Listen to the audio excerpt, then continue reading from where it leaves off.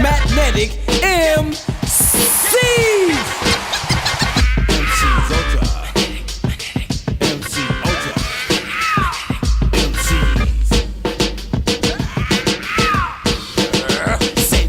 I'm from the BX.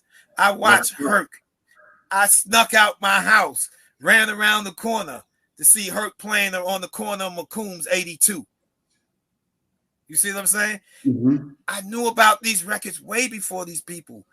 It didn't get to Queens and Brooklyn until later. Those were disco boroughs, disco twins. True.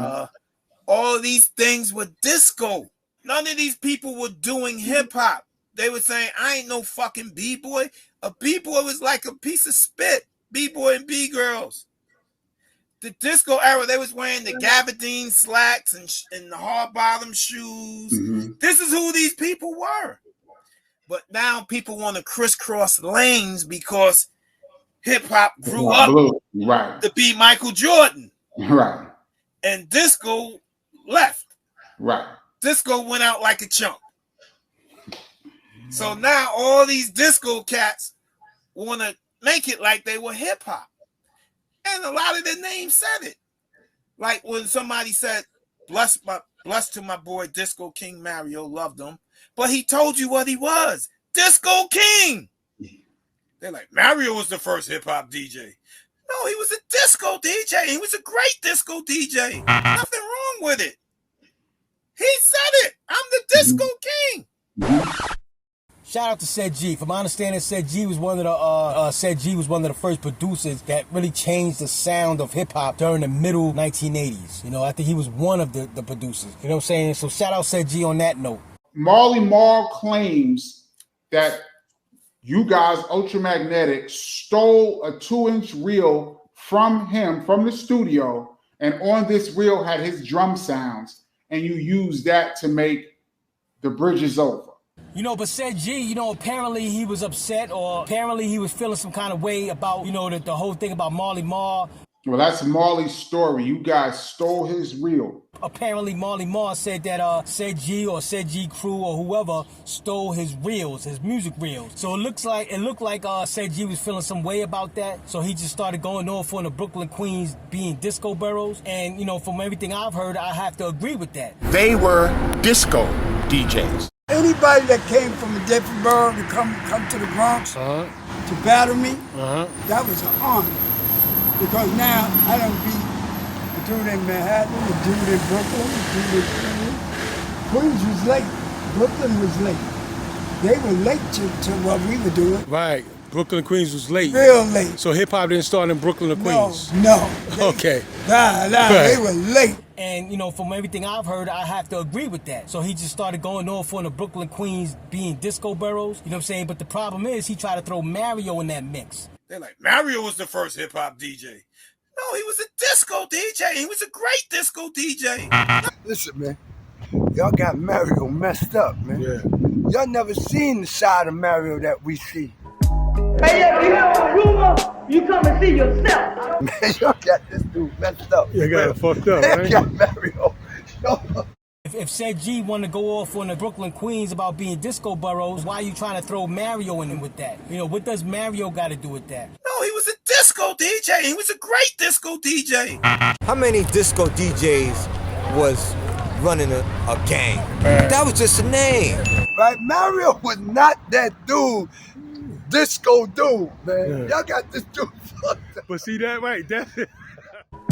Hey, if you hear a rumor, you come and see yourself. That's why I said I understood Mario.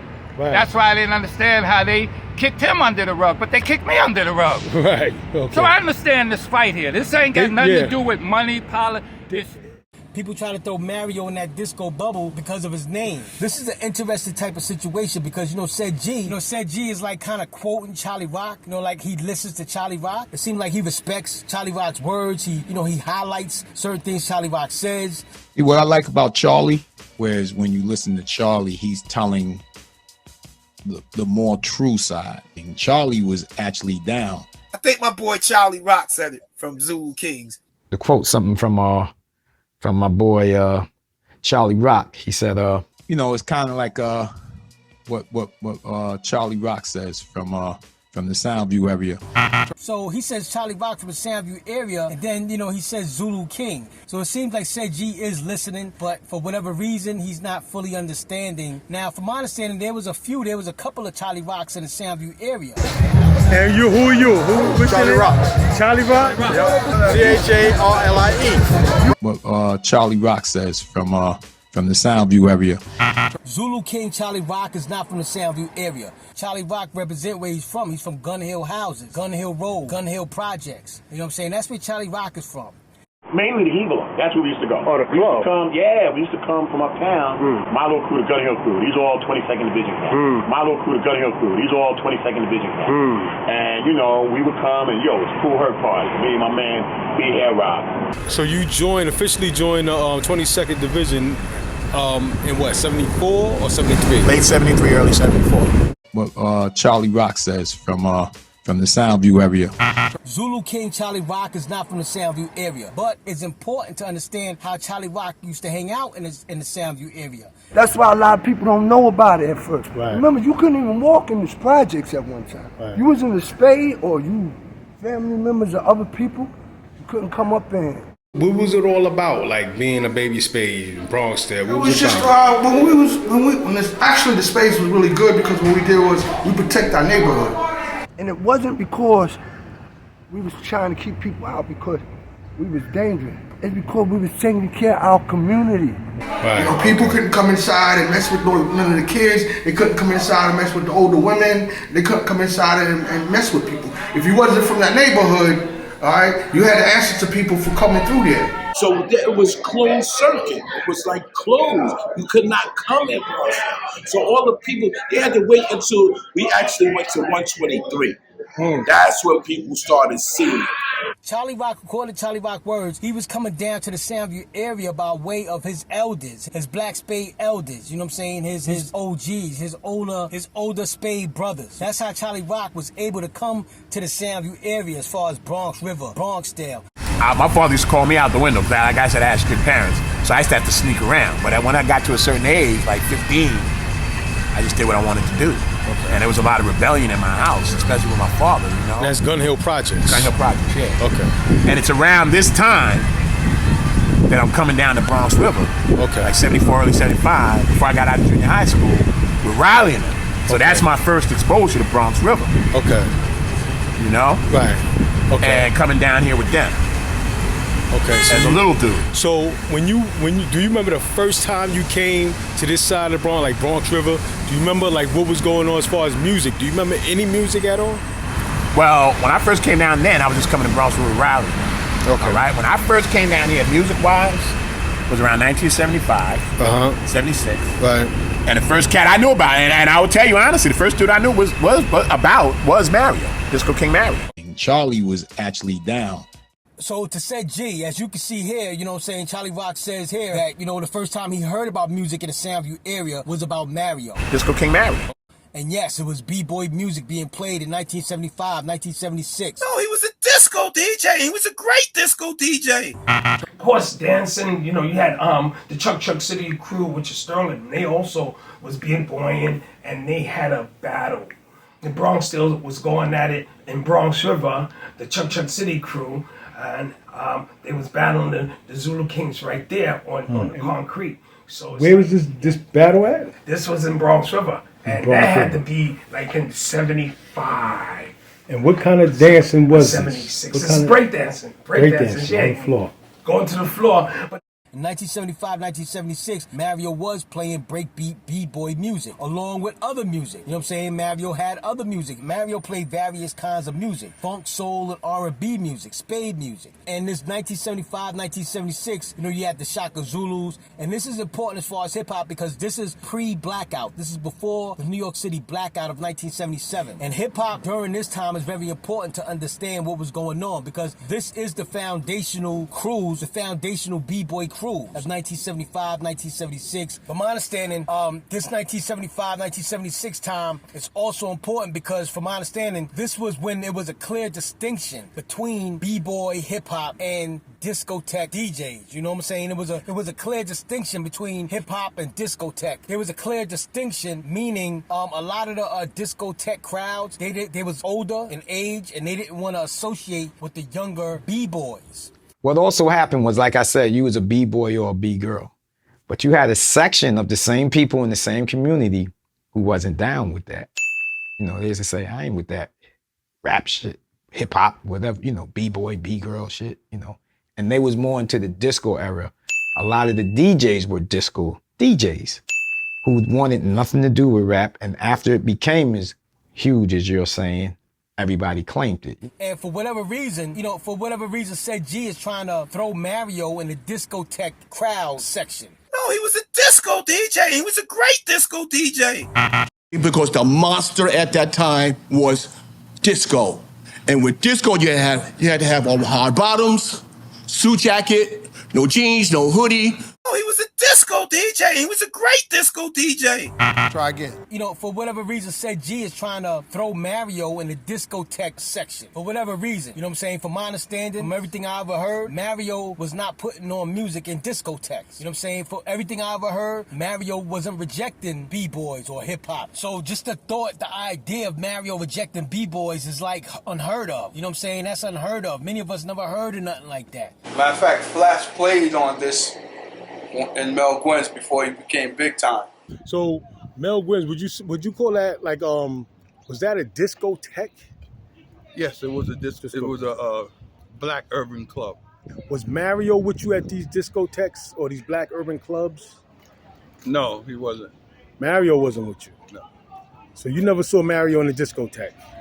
Not with me. Me and Mario went to the Tunnel together. That's about it. The Tunnel? Yeah, that was in the Bronx. But he never played with people who had hard bottoms and slacks and shirts. No, Mario? No. When you saw Mario, it was in the parks, projects. Right, we was outside. Outside. Mainly outside in 123. Mainly outside in 123. It was a privilege for people to see. Bad 23. Bad 23. This was the hood. Mario was putting it on for the hood. I can't stress that enough. We don't know Mario from no discotheques. You know what I'm saying? I've never even heard of anything remotely close to that. Many of us, we never heard of Mario rejecting B-boys, rejecting hip-hop, or none of that. Oh, Mario had he had a serious goon squad. He had a serious goon squad. I mean, straight official, but they used to protect the neighborhood. Right. But they was wild. This was hip-hop. You know what I'm saying? So to Ced Gee, if he only knew, like, Mario and Mario's jams was the epitome of what hip-hop is. You know what I'm saying? I gotta say, unfortunately, because there was a lot of drug use in them jams. There probably was a lot of drug use in the jams, unfortunately. This is real, the birth of hip-hop. This is real, where it all came from, how it evolved, the infinite stages. Today, hip-hop is commercialized. Back in the days, we had break beats. We would be on the floor breakdancing. We would, you know, it was graffiti going on. Right. It was a style of clothing. Cats used to be out here smoking it. I'm not glorifying this. Right. Chunky Black, It's the reality. Lethal McLean dude. Right. You know. The what? The here and now, the Right. Lethal McLean dude, the Chunky Black, that was what they was doing. And the hip-hop cologne was Royal Bane D Champagne. It was cats in Bronx there who was getting money. They was going to Pathwalk, stealing, dipping, and jostling Green-Eyed Genie and the rest of them. They were doing what they were doing. But it was still all part of hip-hop because when Mario was playing music, cats in the corner was smoking that Monster Dust. You know what that is. They used to have to get a quart of milk so they could drink that milk and it bring them down from their get high. Y'all know what this was about. But at that time, people were doing what they were doing. Why Mario stopped DJing?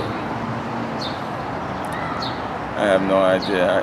The drugs. Yeah, the drugs. Yeah, but The that's drugs. the drugs made it. Well, yeah. Yeah, the drugs. The drugs started around the music time. Remember, we was smoking the Zooty Bang, was Angel Dust around that time. Okay, yeah, And Angel Dust. the weed, me and Mario used to sit up in the house and we used to smoke ounces of weed. We sit up there and we roll up, there's 5 of us, we roll up 4 joints and we just kept passing them around. We sit there and we smoking, we have the speakers in the room, we playing the music and we smoking and then it escalated from the weed, then the blow, then the dope, the crack, and everybody just Yeah. It just fell apart. It just drugs, fell apart. right? Yeah, the drugs did it. That came in and it just, we was fighting people for the drugs. We hated like drug addicts and we turned out to be drug addicts. Drug addicts, right? Wow. Isn't that something? Yeah. If Ced Gee only understood what he was actually saying, it's unheard of. You know, Mario was hip-hop. What Mario and the Spades was doing is hip-hop. It's the epitome of hip-hop. Hip-hop is the behavior, the attitude, the character that creates rap, creates DJing, creates graffiti writing. What Mario and the Spades was doing is the foundation of hip-hop. Unfortunately, you know what I'm saying, as far as the drug use, the smoking, the drinking, as far as that. But what they was doing in those parks, you know what I'm saying, was the epitome of hip-hop. See, these guys like Flash, Herc, and them, they had sponsors, people who had money. Right. You know, and that's our fault. Mario helped all them get That was started. our fault. Right. You know, because we had jobs. But see, that's where we messed up at. Yeah. We should have backed. We should have backed. And we the back because a lot of us had jobs. I had a good job. I ain't gonna lie. I had a good job. But like me, I thought I was playing. Yeah. A lot All of us were. A lot of us thought we were playing. We all thought we were playing when we were ran. At that time, we were making money dressing well, we were from glory stomping to spade colors to wearing gaiters and lizards, bras, tailor-made pants, and all that. I'm a living witness, because that's what I had. That's what we had. You know what I'm saying? From my understanding, Mario was a prominent leader in the Spades. Hey, if you have a rumor, you come and see yourself. If we were looking for you, man, I guarantee you, we would have came to your turf. If you have beef and you get Mario, he can whistle and, you know, guys will start flying out of nowhere. He had his own gang. Having the CHUCK City crew and the Black Spades have his back gave Mario the ultimate hood pass. He was like real young. Cats was young, man. Just young doing. When you think about it back then, you might think they were old. When you look back now, you was like, yo, man, these like kids, man, teenagers, man, young doing this. Mario wasn't one of those cats you just wanted to approach and just walk up on, because he would hurt you. You might got folded up into a little package and tossed. You know what I'm saying? From my understanding, Mario was a prominent leader in the Spades. You know what I'm saying? A group of young teenagers, you know what I'm saying, running wild in New York. You know what I'm saying? Rough and rugged teenagers in New York. These were the most rough and rugged dudes in New York City. And from my understanding, Mario was a prominent leader amongst that. You know what I'm saying? So for Ced Gee to say Mario was a disco DJ, and then listening to the way Ced Gee describes what a disco DJ was. They were saying, I ain't no fucking B-boy. A B-boy was like a piece of spit. And with disco, you had to have all hard bottoms, suit jacket, no jeans, no hoodie. You know, they used to say, I ain't with that rap shit, hip hop, whatever, you know, B-boy, B-girl shit. The disco era, they was wearing the gabardine slacks and the hard bottom shoes. This is who these people were. Listening to the way Ced Gee describes what a disco DJ was, I've never heard of Mario rejecting hip-hop or rejecting B-boys. Hey, if you have a rumor, you come and see yourself. If Mario was with the thugs, he was with the gangsters. He's one of the original Black Spades. Right. Yeah. People don't understand that when they hear the name Mario Disco was King. the supreme spokesman, supreme law lord. But he was on the council. He was not, you know, just a nigga on the side. No. Right. Mario was not somebody to be played. Absolutely not. Was y'all breakdancing, y'all crew? Did you have a name for your crew or what? It was just what? Well, we was with CHUCK City. CHUCK City, okay. Yeah, Mario, you know. Right. And yeah, we was breakdancing. Okay, so do you remember the music at all, Mario? Of course, I remember all the music. I remember all the moves. National anthem was Apache. Apache, right? Yeah, definitely. Yeah. So y'all was like, would you break dancing? What was y'all doing? This was the thing that was good about it. This was when the transition was coming in. Okay. We was transitioning from Baby Spades to Cruise. Cruise, right. Yeah, we went from Baby Spades, Mario went to CHUCK City, Bambaataa went to Zulu Nation. In 1974, I went upstate. I did my first bid in 74. And when I went upstate in 74, and when I came back, the Spades were gone. Now you had Cruise, and you had 140th crew, you had the Cypress crew, you had the Casanovas. The Casanova crew. the spade game, it just evolved into crews. You know, you had the Casanova crew. You had all different crews from different projects. And see, the spades, the black spades are so important in hip-hop history. In history and hip-hop history. You know, number one, they was the teenagers who fought back Caucasian gangs and Caucasian oppression. We made it so that we can go to movies in white neighborhoods and shit like that, and go walk in the parks in white neighborhoods and all that. But I think we changed a lot. We changed a lot of things around there. Like what? What y'all changed? We changed. We changed. You had to take shit from Caucasians. It wasn't for us fighting Bronx, the Bronx wouldn't be what it was right now. Half these people going wherever they go wouldn't be able to go where they going. That's for sure. That's for sure. We demanded respect on that aspect. And number two, as far as their place in hip-hop, as far as being the muscle behind hip-hop. You know, a lot of the pioneers was either black spades or black spade affiliates. This is when we got introduced to Grandmaster Flash in the 70s, around 77, 76. And we started doing security. Casanova started doing security. Casanova all over, you couldn't stop it. They asked me to be division leader. I wasn't with it, you know what I'm saying? I had my friends. Was it the Black Spades back then was one of the games? Spades. I had some friends that was chief and a division leader. They asked me, and I didn't need it. You know what I'm saying? I wasn't putting them down, but We planted the seeds everywhere we went, and everybody took it to a different level, you know what I'm saying? Even with the name called hip-hop, it started with brothers from our family, going all the way back to the Black Spades with Love Bug Starsky. That's right. Keith Cowboy. That's right. Teacher. When it came to ask, what do we call this culture? I decided to say this is called hip-hop, from the cliche raps of my brothers Love Bug Starsky and Keith Cowboy, who are all part of the Black Spades. Love Bug Starsky and Keith Cowboy, who are all part of the Black Spades. I want to mention some names for some people that's on the radio, that big names, the Spades. So they don't want to claim it because some people just don't want to claim where they come from. But that's how they got their foot in the door where they are now, flashing them spade colors. As far as their place in hip-hop, as far as being the muscle behind hip-hop, you know, a lot of the pioneers was either black spades or black spade affiliates. But see, the thing about the black spades is when they broke up, when they disbanded, when they went their separate ways, you know, they broke off into smaller crews, and these crews became the first crews of hip-hop. And that's something for Ced Gee to consider. His heart is with Kool Herc, and that's great. But you know, something to consider that Kool Herc at those early Kool Herc parties, there was no B-Boy crews at those early Kool Herc parties. So that's something to consider for Ced Gee. The B-Boy crews came in basically with the Black Spades, the Casanova crew, the CHUCK City crew, the Zulu Nation. And there probably was other crews that maybe their names got lost in history. Paradise crew. The Paradise crew in the building. CHUCK City in the building. We bonded with all the crews. The Zulus, Casanova 9 crew, Gestapo. Those are all the brothers that we ran with. Cooley High.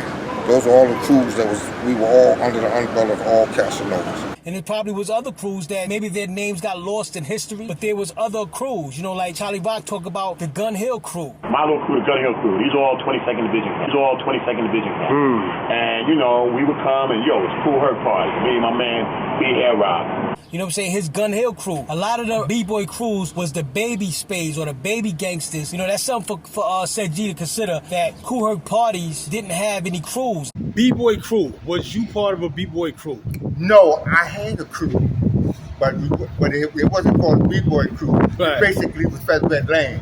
Right, so your homeboys around your block was your crew? Yeah. So you wasn't part of a B-Boy crew? I gotta ask.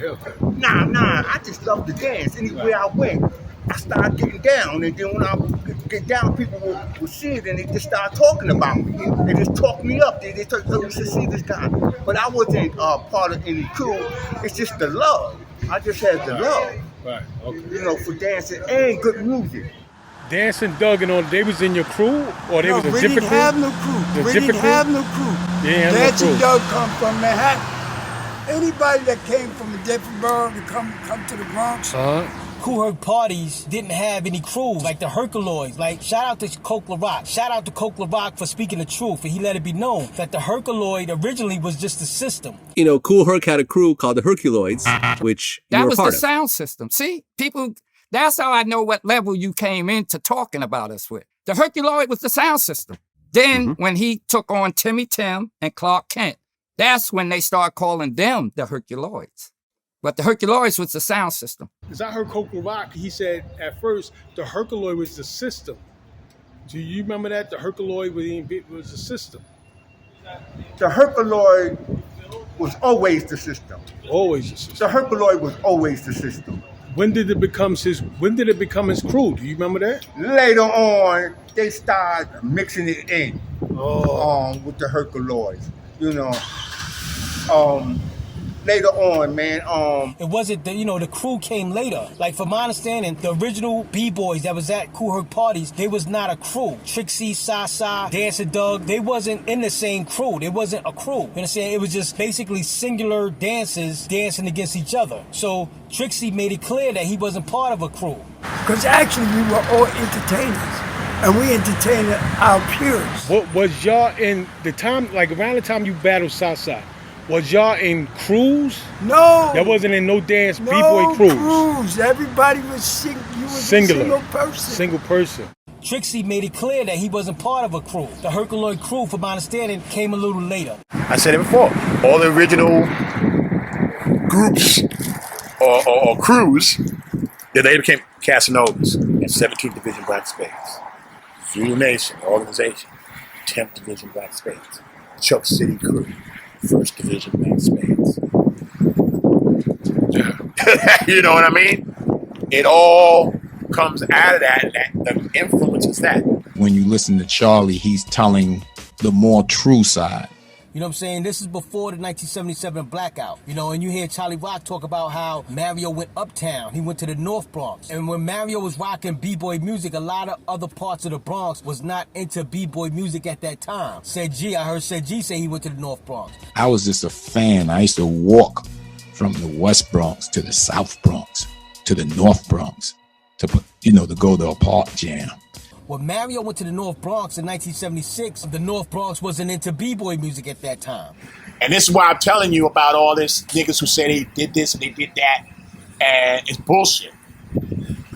Mario came to play up in Cork City, and he's playing, hip-hop music, playing the Mexican. No, he was a disco DJ. He was a great disco DJ. Mario came to play up in Cork City, and he's playing, hip-hop music, playing the Mexican. Right. I'm there, so I'm loving it because he's playing hip-hop. We breakdancing. Right. You remember you heard him talk about Gary Bird and all them, Gary Bussey? Okay. They all came up there, and they're dancing with B-Boy, and they had a beef with some of the cats from Co-op in the Valley. You remember what year this is? 1976. 1976. Okay. And they had a beef with them, right? Uh-huh. And they jumped them. Jumped who? JC, Gary, and all of them. Okay. And they ran out of there because they were outnumbered, right? Right. Mario got pissed off because they don't want to hear no hip-hop music. Okay. Mario packed up his shit and left. He said, fuck y'all, I ain't playing for y'all. And they got some other DJs from over that area that played, disco. And Cholly was actually down. This video is just about answering Ced Gee that Mario was playing B-Boy music, breakbeat music early. So you can see here, Charlie Rock, he let it be known that Mario was DJing early as far as breakbeat music, as far as B-Boy music. That's how Charlie Rock even became a Zulu King, was by coming to a Mario event, coming into contact with the Zulu Kings and everything like that. I'm a Zulu King and all that because of him. He's the person who made me a Zulu King, right there in 123. And this 75, 76 era that Charlie Rock is talking about is very important because, Bambaataa gets the credit. He always got the credit for 123 because of that, Just Ice rhyme, that Just Ice verse, about 123, Bambaataa rocking hard at 123. It was a privilege for people to see Bambaataa rocking hard at 123. The reality of it is that was Mario's thing, Junior High School 123, that he invited the Zulu Nation into. Mario's the one that got 123. Right. Mario's the one that said, yo, you can rock here. Right. You can rock there. And so, that became the only spot at that time that you could rock at. Right. You know, there wasn't no T connection. There wasn't no T connection. Wasn't all of that stuff that came on later years. Right. You know, 371 Club, all of that. None of that was there because we was rocking in 123. Right. And so that's what became like the really the landmark for hip hop. Remember, there wasn't a lot of clubs. There was the Evilo, Twilight Zone, that's it. That's on the west side. There really weren't any clubs here. But Mario was able to get to school, 123. So when you hear them old tapes, 123 the place to be, that's one of the early venues of hip hop, man, or what it came to be known as hip hop. Right. And Mario was responsible for that. You know, that was Mario's thing that the Zulu Nation was coming to. Zulu Nation was coming to Mario's event in 123. But it's important to understand that at the beginning, junior high school 123 was Mario's thing. That was Mario's event, Mario's hookup. That's how Cholly Rock even became a Zulu King, was by coming to a Mario event. Because of him. He's the person who made me a Zulu King. Right there in 123. Okay. Tell me about that. What year was that? When was that? 1975, 76. Okay, and what happened was party in 123. Disco King Mario and Bambaataa. Right. Disco King Mario and Tex. Okay. And I loved 123 because it was different from uptown. Because we would come down here, it was like two parties going on in one. You asked me how I got introduced to the music aspect of here, coming to 123. Okay, because Mario and Tex, they would play, right, and the gym had a divider. Right. And one DJ Tex was on one side. Mario was on the other side. Okay. Right? And it's like two parties going on at one time. So if the music died out a little bit on that side, you go on the other side and you get your rack, you know, you go off there because you got B-Boy music or whatever playing. Funky music is the thing. Apache, Sex Machine, whatever it is. You know what I'm saying? Shaft in Africa. No, he was a disco DJ. He was a great disco DJ. So the Ced Gee, as you can see here, the way Cholly Rock even got in the Zulu King was by coming to a Mario venue or Mario event where it was B-Boy battles going on. And Charlie was actually down, whereas when you listen to Charlie, he's telling the more true side. To quote something from my boy Cholly Rock, he said, what I like about Charlie, I think my boy Cholly Rock said it from Zulu Kings. He apparently Ced Gee respects Cholly Rock. He highlights Cholly Rock, but then Ced Gee doesn't highlight the other things that Cholly Rock says about Mario playing breakbeats for the B-Boys. Mario came to play up in Cork City, and he's playing, you know, hip-hop music. He's playing the Mexican. I'm there, so I'm loving it because he's playing hip-hop. We breakdancing. No, he was a disco DJ. He was a great disco DJ. So it's an interesting thing that Ced Gee doesn't want to highlight the things that Cholly Rock says about Mario playing breakbeats. Cholly Rock was one who represented for Mario and let the world know that Mario played breakbeat music. Right. I don't want them to try to put Mario in the same box with P.T.J. Jones. No. Mario played B-Boy music. No, he was a disco DJ. He was a great disco DJ. Mario does not get the credit that he deserves in terms of his role in this. And what happened for Mario, I like to consider Mario, he was the first like hip-hop impresario. Meaning of impresario. Impresario. Impresario is a noun that refers to a person who organizes and often finances concerts. An impresario is responsible for almost all aspects of producing a show, including hiring performers, securing venues, promoting the event, and managing finances. In some cases, impresarios may also invest their own money to ensure the success of a performance. Due to their expertise in financial backing, impresarios play a crucial role in the performing arts industry, helping to bring talent and entertainment to audiences around the world. Cholly Rock was one who represented for Mario and let the world know that Mario played breakbeat music. Mario was a hip-hop DJ. Mario's impact on hip-hop was tremendous. I want to be on record and on tape and tell you that Disco King Mario was a major influence to the development of hip-hop that doesn't get his due. Right. And he's out of Bronxdale, First Division Black. Right. Rest in peace to my man. Charlie was actually down. Is when you listen to Charlie, he's telling the more true side.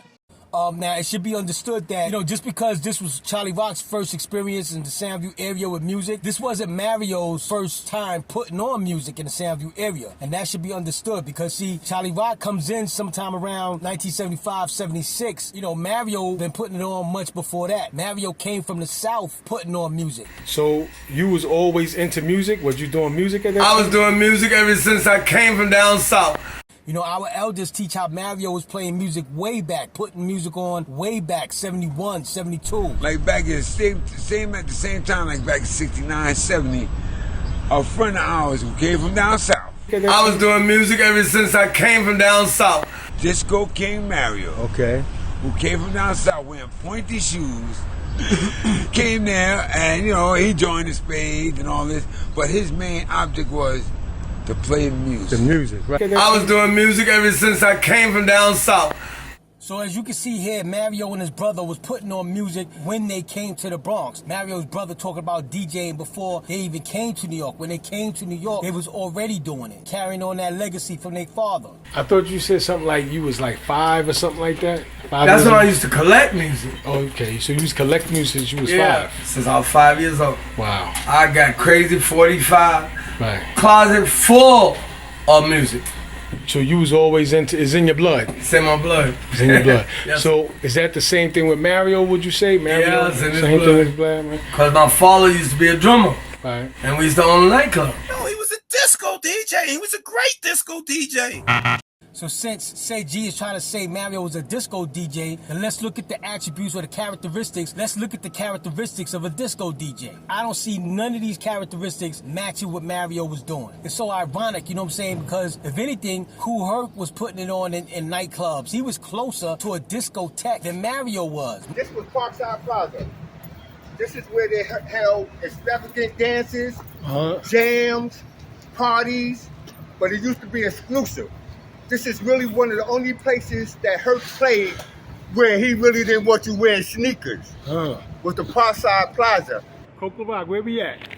We at the famous Hevalo disco back in the day. So Coco Rock, where we at now? We at the Twilight Zone. This was the first club we ran to when we came from coming out of 1520 doing a couple of block parties. It's the Twilight Zone. There's a club called the Twilight Zone in 74. And then he started playing in the Hevalo at 75. He was playing in the Executive Playhouse. But the Executive Playhouse was the whole auto shop. Oh, wow. That side to that side. That whole thing. Auto thing. That's Executive Playhouse. Like I said, half of it was the bar. They had a bar, then they had the big dance room, then they had the stage that went all the way in the back. Now the exec went from here, see from here, right? From okay. Here, all the way to the fence over there. Oh wow, so it was pretty big. Yeah, it was pretty big. Then it even had a basement, but people don't know. It's so ironic, you know what I'm saying? Because if anything, Kool Herc was putting it on in nightclubs. He was closer to a discotheque than Mario was. Mario was in the hood. That's why it's so like unheard of for Ced Gee to be saying what he's saying. No, he was a disco DJ. He was a great disco DJ. And with disco, you had to have all hard bottoms, suit jacket, no jeans, no hoodie. Disco era, they was wearing the gabardine slacks and the hard bottom shoes. Mm-hmm. This is who these people were. Look at the characteristics of a disco DJ. Mario wasn't in the parks in the hoods telling dudes to wear hard bottoms and slacks and shirts. Did Mario ever make y'all wear a dress code like with slacks and shoes? Mario couldn't make us wear dress clothes. Couldn't make y'all wear that. Nobody. This is like so like unheard of. Like what are you talking about? Like Mario was in the hood. He was some of the most dangerous areas of the Bronx at that time. So in a certain way, when Mario called himself the Disco King, what Mario actually did, from my understanding, what he actually did, he tried to make the hood a disco. He tried to take off the traffic lights out the street and bring it in the park to imitate the strobe lights in a nightclub. If that ain't hip hop. Hip hop is the behavior, the attitude, the character that creates rap, creates DJing, creates graffiti writing. Mario was the first one to get the stoplight. Remember the stoplights, Charlie? Remember the stoplights Mario had? Yeah! You know what I'm saying? That is hip hop. You're gonna take some traffic lights and put them in a park jam and play music, you know what I'm saying, in the traffic lights. That is hip hop. Doing creative things like that, doing more with less. Mario is the epitome of hip hop. Because that park was packed. Right. It got packed so bad, the private houses started complaining because we was plugging electricity into the light.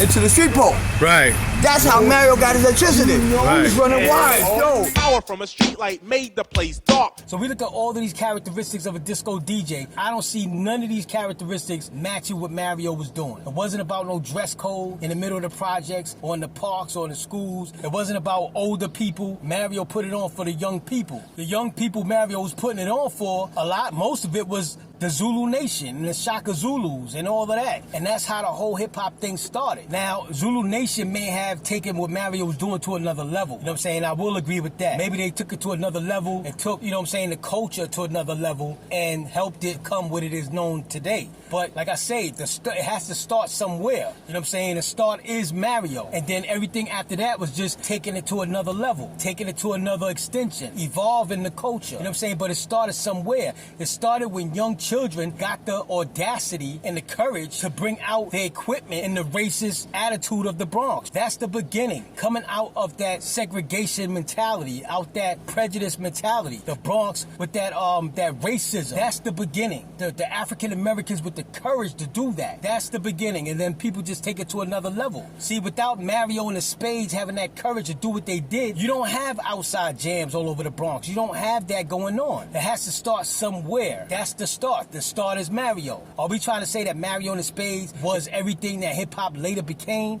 No. Mario and the Spades did not do everything in hip-hop, but they broke it open. They opened like Young Blackjack said. He said Mario was the key, and I agree with that. Mario is one of the pieces of the movie to hip-hop. And that piece he is to hip-hop is the whole key. Mario and the Spades were the key. They're the ones that unlocked that door and made a foundation, a platform for hip-hop to spring off of. You know what I'm saying? Without that first foundation, the teenagers with the courage, the audacity to do what they did, that's the beginning. Because before that, like they said, African-American children was running. You used to go out in the community and you used to always get beat up. Or running home because your life is in danger. You had to run good, fight fast, or both at the same time. Right.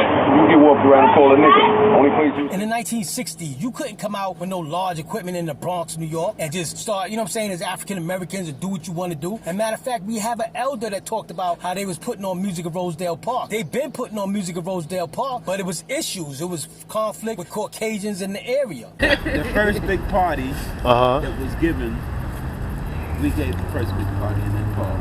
In the park, Rosedale Park. This here, right? Right, the burn. The burns? Right. Yeah. You had to have a burn to get in the party. Or someone else had to burn you and that's Rosedale. Rosedale. Yeah, and that's back in that's about 55. 55. Yeah. And who was DJing then?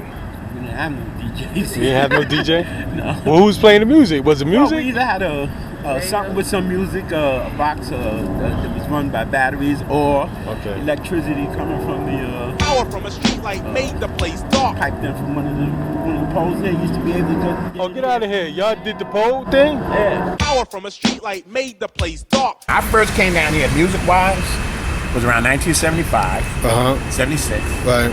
And the first cat I knew about, and I will tell you honestly, the first dude I knew was Mario, Disco King Mario. Cholly Rock comes in sometime around 1975, 76. And matter of fact, this is the same time, apparently this is the same time Just Ice started coming to 123. This 1975 area, Just Ice let it be known that he was coming to 123. A long time ago when I was raising hell with the nappy headed pair at the age of 12. I saw and heard crews that rock. It was a privilege for people to see.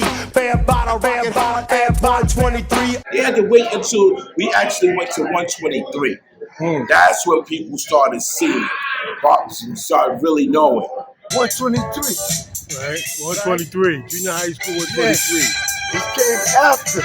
Okay. This came after. 123 came after. Yeah. And see, the thing is, that's one of our issues. That's one of our things with hip hop, as far as our community, is that a lot of people came in the middle of Mario's career or the tail end of Mario's career. A lot of people, a lot of pioneers, they wasn't there to witness the beginning of Mario and the Spades putting on music. Like Just Ice, he says 75 and the Black Spades. 75 and the Black Spades. By the time then, I already stepped out of it.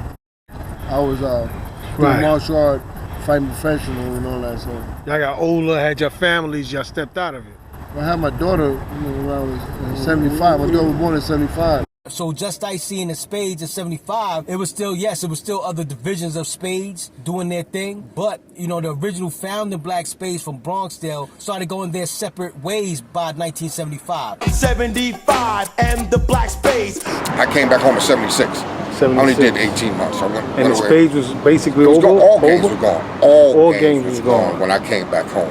You had a few diehards that would never take them colors off. Right. But basically the gangs wearing the colors was gone. So that just shows you that, you know, people came like on the tail end of the Black Spades. People came in on the tail end of Mario putting on his jams. You know what I'm saying? Mario goes back to 71. I've seen video of Mario in the gang meeting, in the gang truce. From what I hear, from what people told me, this was Mario in 1971.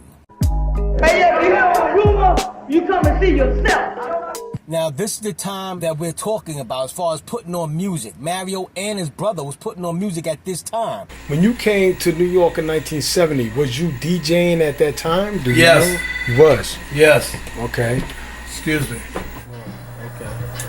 Yeah, we used to rock. We used to all wear glory stompers. Oh, you was wearing the glory stompers too? Yeah. You had to be down.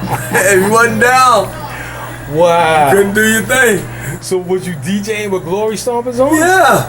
Wow. Yeah, we had fun, man. You talking about fun? You had to be there. I ain't lying. You was DJing with glory stompers. Yes, sir. Wow. So okay, so you would say y'all was the first with two turntables, shouting out, talking during the song. Yeah. Wow. That's hip hop. That's the beginning. Yeah. That's the beginning. Yeah. Man, we used to wear our colors. Now, I do want to make it clear that Mario putting it on early, 1971, 1972, from my understanding, that does not mean that Mario was putting on these major outside jams at that time. Two little rinky-dink fucking turntables. You know what I'm saying? Because I've seen on the internet sometimes, you know, things get exaggerated, even with Mario. We don't want to go from hip-hop myths about Kool Herc and Bambaataa and Flash. We don't want to go from hip-hop myths about them into hip-hop myths about Mario. We don't want to make up any kind of myths about Mario or false history or exaggerations about Mario. First it was him and Spanky. Had two little rinky-dink fucking turntables. Right. No mix at the time. Right. Two little fucking speakers. I forgot how we rented the Soundview Center. But we used to play music out here. He said bring it outside in front of 1715. Okay. And play music. And some of the older guys told us that y'all really first started with small equipment, like right outside the building. Yes. Right outside the building, just small equipment. Yes. From my understanding, Mario was not putting on like the 21 Days of Summer. Mario used to have something they call 21 Days of Summer. From my understanding, that was not in 1971. That was not in 1972. From my understanding, that had to be 1973 and later. But Kool D is really the one who had the most equipment. Kool D. But I remember. Kool D had the most equipment. Right. And him and Mario combined together. So from my understanding, that's when things got big, after Kool DJ D. Mario used to have something they call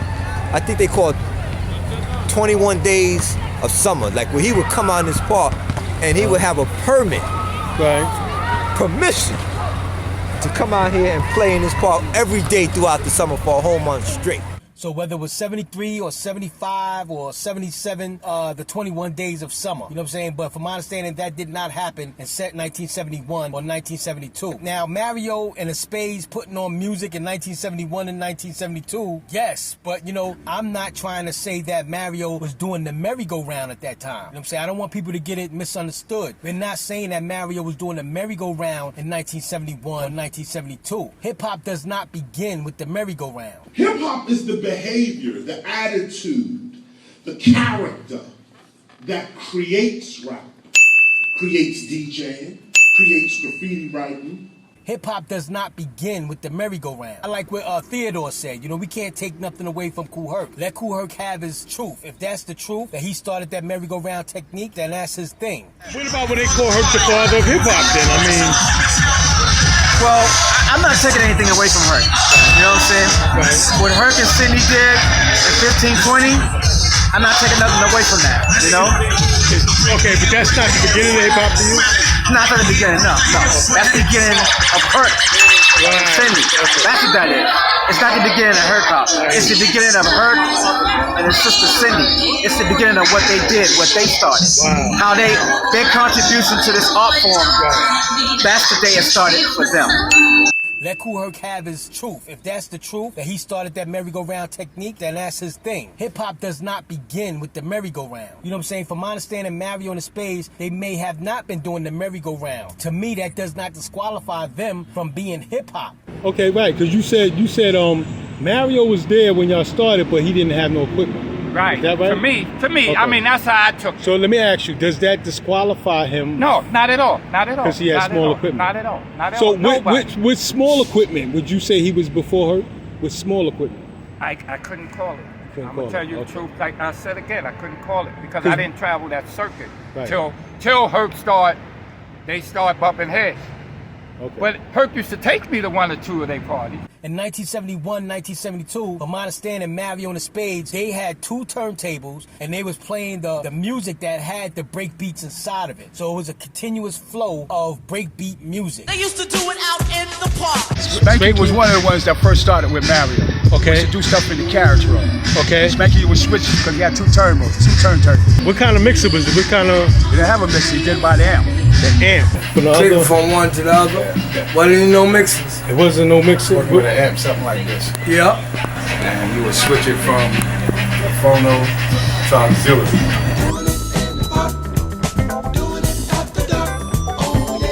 Hip hop was set out in the dark.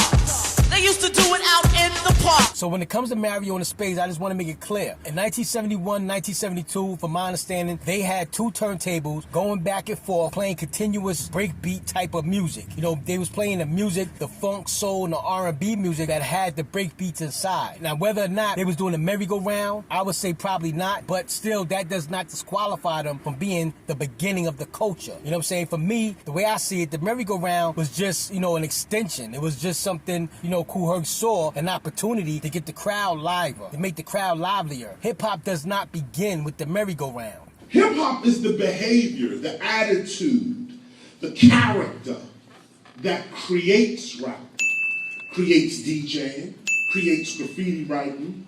The way I see it, the merry-go-round is an extension. It just took hip-hop to another level. Really, the merry-go-round just took burning to another level. You know what I'm saying? And burning became breaking. Hopefully, Ced Gee can understand. When Mario and the Spades was putting it on in 1971 and 1972, Mario wasn't calling himself the Disco King. You know what I'm saying? From my understanding, the title of the Disco King, when Mario took it from JJ, that came later. When did disco, was he always the Disco King? When he was 15, was it disco out even then? In 1970? It wasn't Disco King back then. It wasn't disco, it was just Mario. Yeah. Right. This is way before disco music. Right, man. right. Way before disco music. Right. Mario was playing way before that. Disco King Mario. He wasn't Disco King Mario when he came out. Okay. He was just Mario. No, he was a disco DJ. He was a great disco DJ. How many disco DJs was running a gang? That was just a name. When Mario and the Spades was putting it on, from my understanding, he was not calling himself the Disco King. If I had to estimate, Mario becoming a Disco King probably happened sometime after 1975. And this is not a disco DJ. This is straight hood. This is straight gangster, young teenage gangsters putting on music. When do you think Mario became the Disco King? Probably like 76 maybe? Yeah. 76. About 76. And this is not a disco DJ. This is straight hood. This is straight gangster, young teenage gangsters putting on music. You know what I'm saying? Now, to Ced Gee, hopefully Ced Gee can understand this is the time frame that we're talking about. When Mario was putting on music at this age. Mario was 15, 16, 17 years old. That's the time frame we're saying Mario was putting on music. You come and see yourself. You know, if Ced Gee only knew, you know what I'm saying, that a lot of things like the B-Boy and that whole terminology, if he only knew that a lot of that stuff may have came from Mario and the Spades, you know what I'm saying? From my understanding, a lot of that terminology of B-Boy, that came from Mario and the Spades, and it had a different meaning. From my understanding, Kool Herc and Coca Rock just took that word and they applied it to their dances, but originally that word may have meant something different from Mario and the Spades as far as B-Boy. And that's the thing, if we're talking about beginnings, you know, if we're going back to Kool Herc's beginnings, then it's just one of those things where Mario's beginnings as a DJ or MC or just a party promoter, Mario's beginnings go back further than Kool Herc's. You know what I'm saying? It is what it is. His beginning in music goes back further than Kool Herc's. So Mario's playing little cinder parties. He started all of that. He started all of that. Oh, they was coming from all the way on the other side to come over to see Mario play. But you know, a lot of people, they're gonna say Mario, they're disco DJs. They play disco music. At the time, that's always out disco music. Yeah, but really, if you say he was, put it this way, this is way before disco music. This is way before disco music. Mario was 15, 16, 17 years old. That's the time frame we're saying Mario was putting on music. And it was funk, soul, and R&B music. At that time in 1971, 1972, 1973, there was no disco music. It was funk, soul, and R&B music that they played inside the discotheques. And that's important to understand. Like they say, like Soul Makusa and all these, and a lot of other songs, those wasn't disco records. Those was funk, soul, and R&B records that they played inside of discotheques.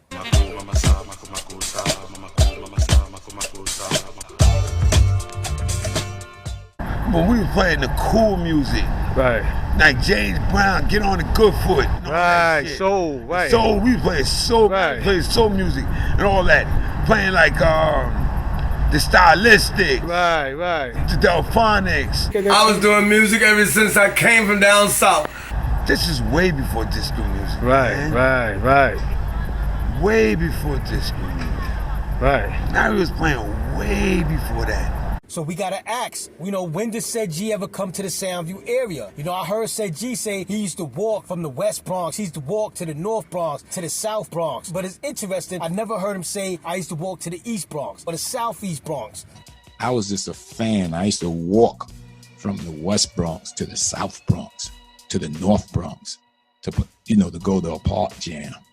Or when it became winter, to walk over the Mitchell Gym, to walk over the Webster PAL, to go into Harlem to the Renaissance, to the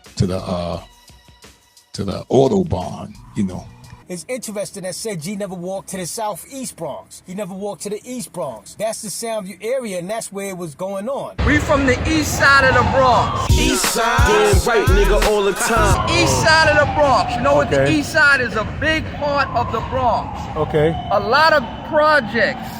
I come from Lafayette, Boynton Avenue. Okay. Story Avenue between Lafayette, Morrison, and Boynton. The area of the Bronx where there's Bronx River, Bronxdale, Monroe Project, Castle Hill, Soundview, that area. Okay. And that area is the genesis of hip hop.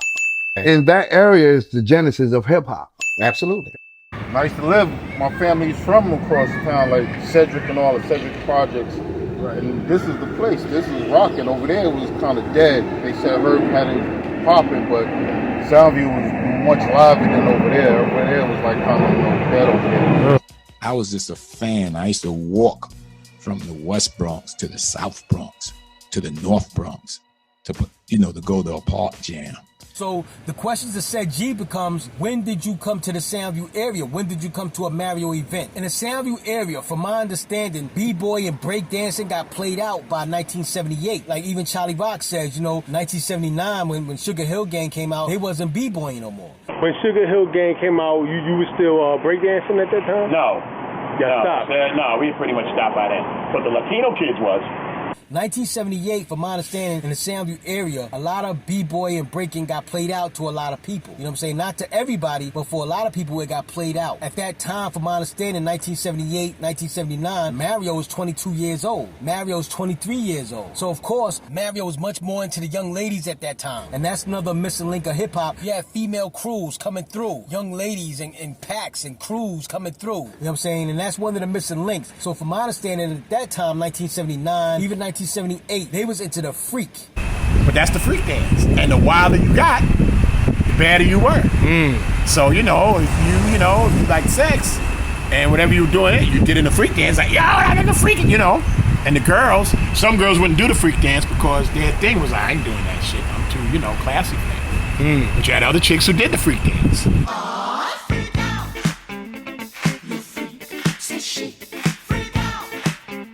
We was breakdancing, but basically we was like doing the freak.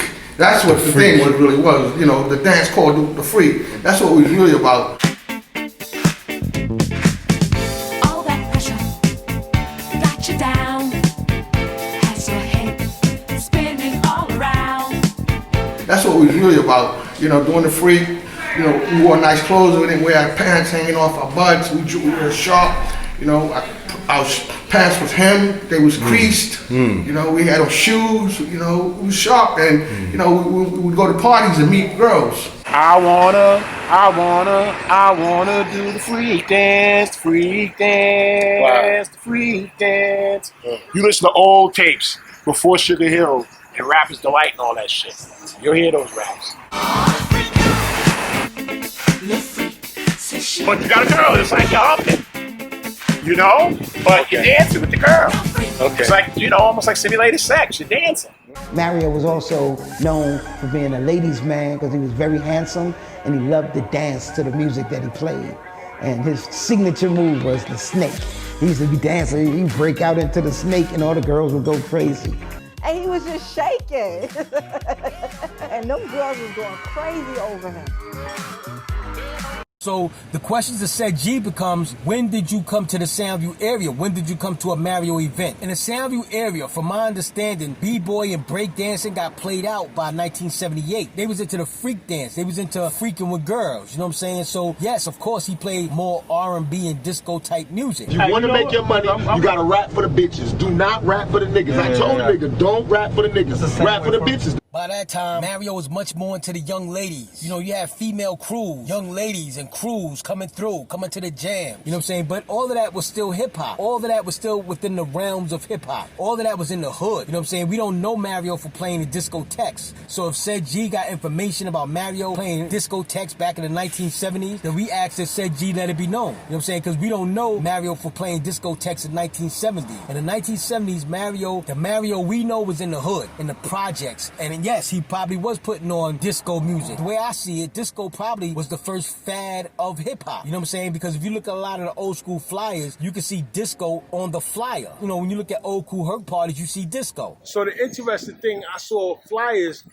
with Herc flyers that said disco on it. Right. So it was disco, like. Right. Because he also embraced disco as well, because those was the time. But then again, we were underground. But then again, there was popular music, disco music out there, and it was weird that at one time, you had to use disco in order, to get a certain crowd, because he had his crowd. But then again, it was where disco was so popular. Like for instance. So Herc was using disco, so he played some disco music, right? Of course, because some disco music was hot. You had the SOS band, Love Is the Message. That's disco. Ain't nobody breaking off of that. Love Is the Message. Right. So when he played Love Is the Message. They started hustling, and hustling was a big part of disco. So Kool Herc played Love Is the Message sometimes. Yeah. Wow. So he played disco songs. Yeah, he played disco songs, but he specialized in breaking songs. But then again, if that's in and that's what some of the crowd want to hear, why not? He ain't gonna be like, no, I ain't gonna play disco. The music, at that time, if the record was hot and that's what you want to hear and that's what you want to hustle off of, that's what you.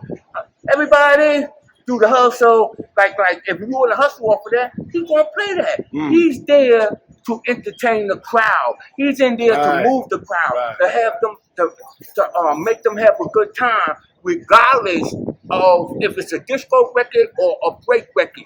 Nah, he's there to please the crowds.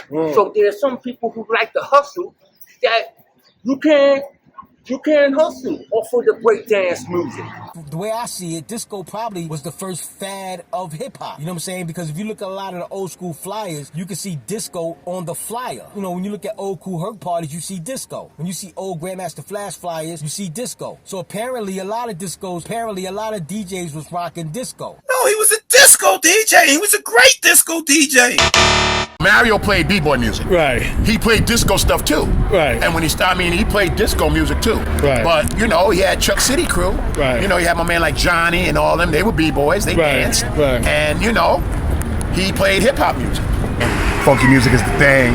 Apache, Sex Machine, whatever it is. You know what I'm saying? Shaft in Africa. Along with all the disco music too. Let's get it together. Let's get it together. Let's get it together. Let's get it together. Let's get it together. Let's get it together.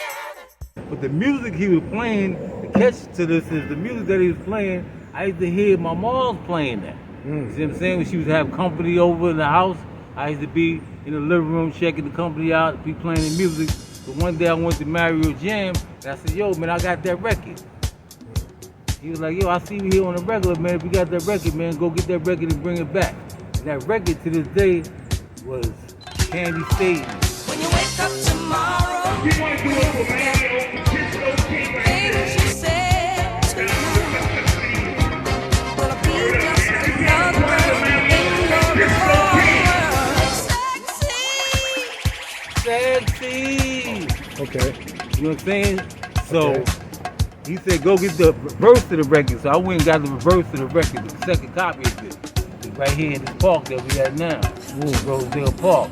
It was him and Tex D. They started rocking that record, Candy State. Sexy, instead of him saying sexy, Mario was bringing the record out. Tex D was on the mic at the time and versed it. He was going, Tex D. Tex D. That's when I became familiar with the scene with DJ and they were doing their thing in the park. You know what I'm saying? So I started bringing records to Mario. And yes, Mario was also playing what they call disco music. He was a disco DJ. He was a great disco DJ. Try again. You know what I'm saying? But if you listen to Cholly Rock, all of the other pioneers played disco music also. Even though Herc, Bam, Flash, they were hip-hop DJs because they played music. They played B-Boy breakbeats. Right. Right? Which is what really distinguished them from other regular disco DJs. Okay. Right? They also played disco music. They also played disco music. They played who's that? all of them. Right, all of them. All of them. They played disco. They didn't play disco music in the sense of what you hear in Studio 54. Right. Which is that white Euro disco kind of shit. Right. But black disco, like R&B type disco, like what you play, they played that too. But if you listen to Cholly Rock, a lot of the pioneers, the other pioneers, Grandmaster Flash, Cool Herc, they was playing disco also. Apparently, a lot of DJs was rocking disco or using disco as an attraction for their parties. So Mario wasn't the only one. The reason why Mario gets caught up with this stigma is because he actually put disco in his name. He said it. I'm the disco king. Like Ced Gee says, he called himself Disco King. Yes, but let's put that in context. It should be understood that Mario didn't create that name for himself. You know what I'm saying? Apparently, Mario bogarted that name from somebody else. He took that name because this kid was running around saying he was Disco King. And Mario was like, you ain't king of nothing. When Mario wanted something, he took it. So he took it. Yeah, he took it. Mario bogarted the disco title, the Disco King title, from somebody else. I gotta add that seems to be hurting Mario in the long run. But that's the thing. Cool Herc, they didn't put disco in their name. So when disco got played out, when disco sucked, They would say the disco sucks. when disco got played out, when disco sucked, they could just move on and just be known as hip-hop DJ. Grandmaster Flash, he didn't put disco in his name. So when disco got played out, they could move on and just be known as hip-hop DJs. The thing about Mario is he put disco in his name. He bogarted bogarted the name and put disco in his name and his title. So when disco got played out, now he's still stuck with this disco stigma. Was Mario ever throwing jams in Soundview at all? Do you remember that? Yeah. Yeah. He used to throw parties in front of my building in a little park. Mario used to come from here, bring his system over there. See, Mario was the illest. He didn't care. Right. He could bring his system to Soundview. Right. Soundview was the murder capital of the Bronx. The killing fields, you see all them fields? Yeah. Used to be full of bodies.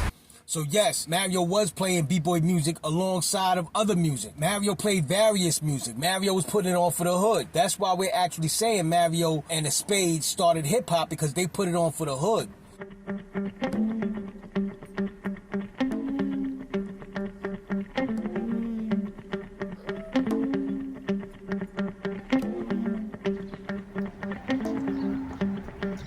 Bluetooth mode. This is what Mario was about. This is the various music he used to play. Okay. Not no disco. This is the joint that he was playing. Mario. When y'all talk about disco, for us, it wasn't no disco. It was never no disco. This is Mario at his best. The Blackbirds, Rock Big Park, things like that. You know, doing it apart, you know what I mean? You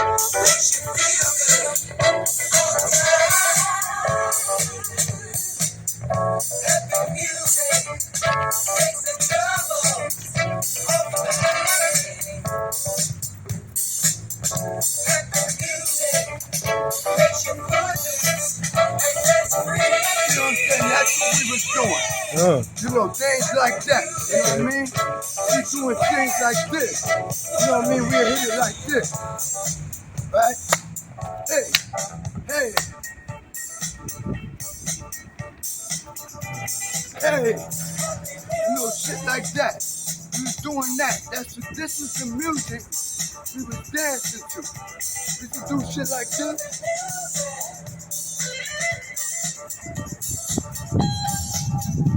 You know, shit like that. We would come up and invent things.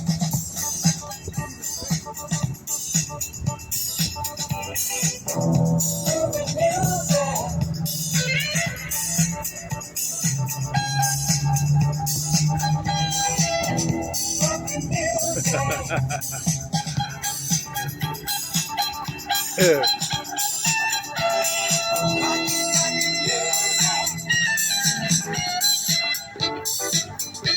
You know what I mean? Shit like that.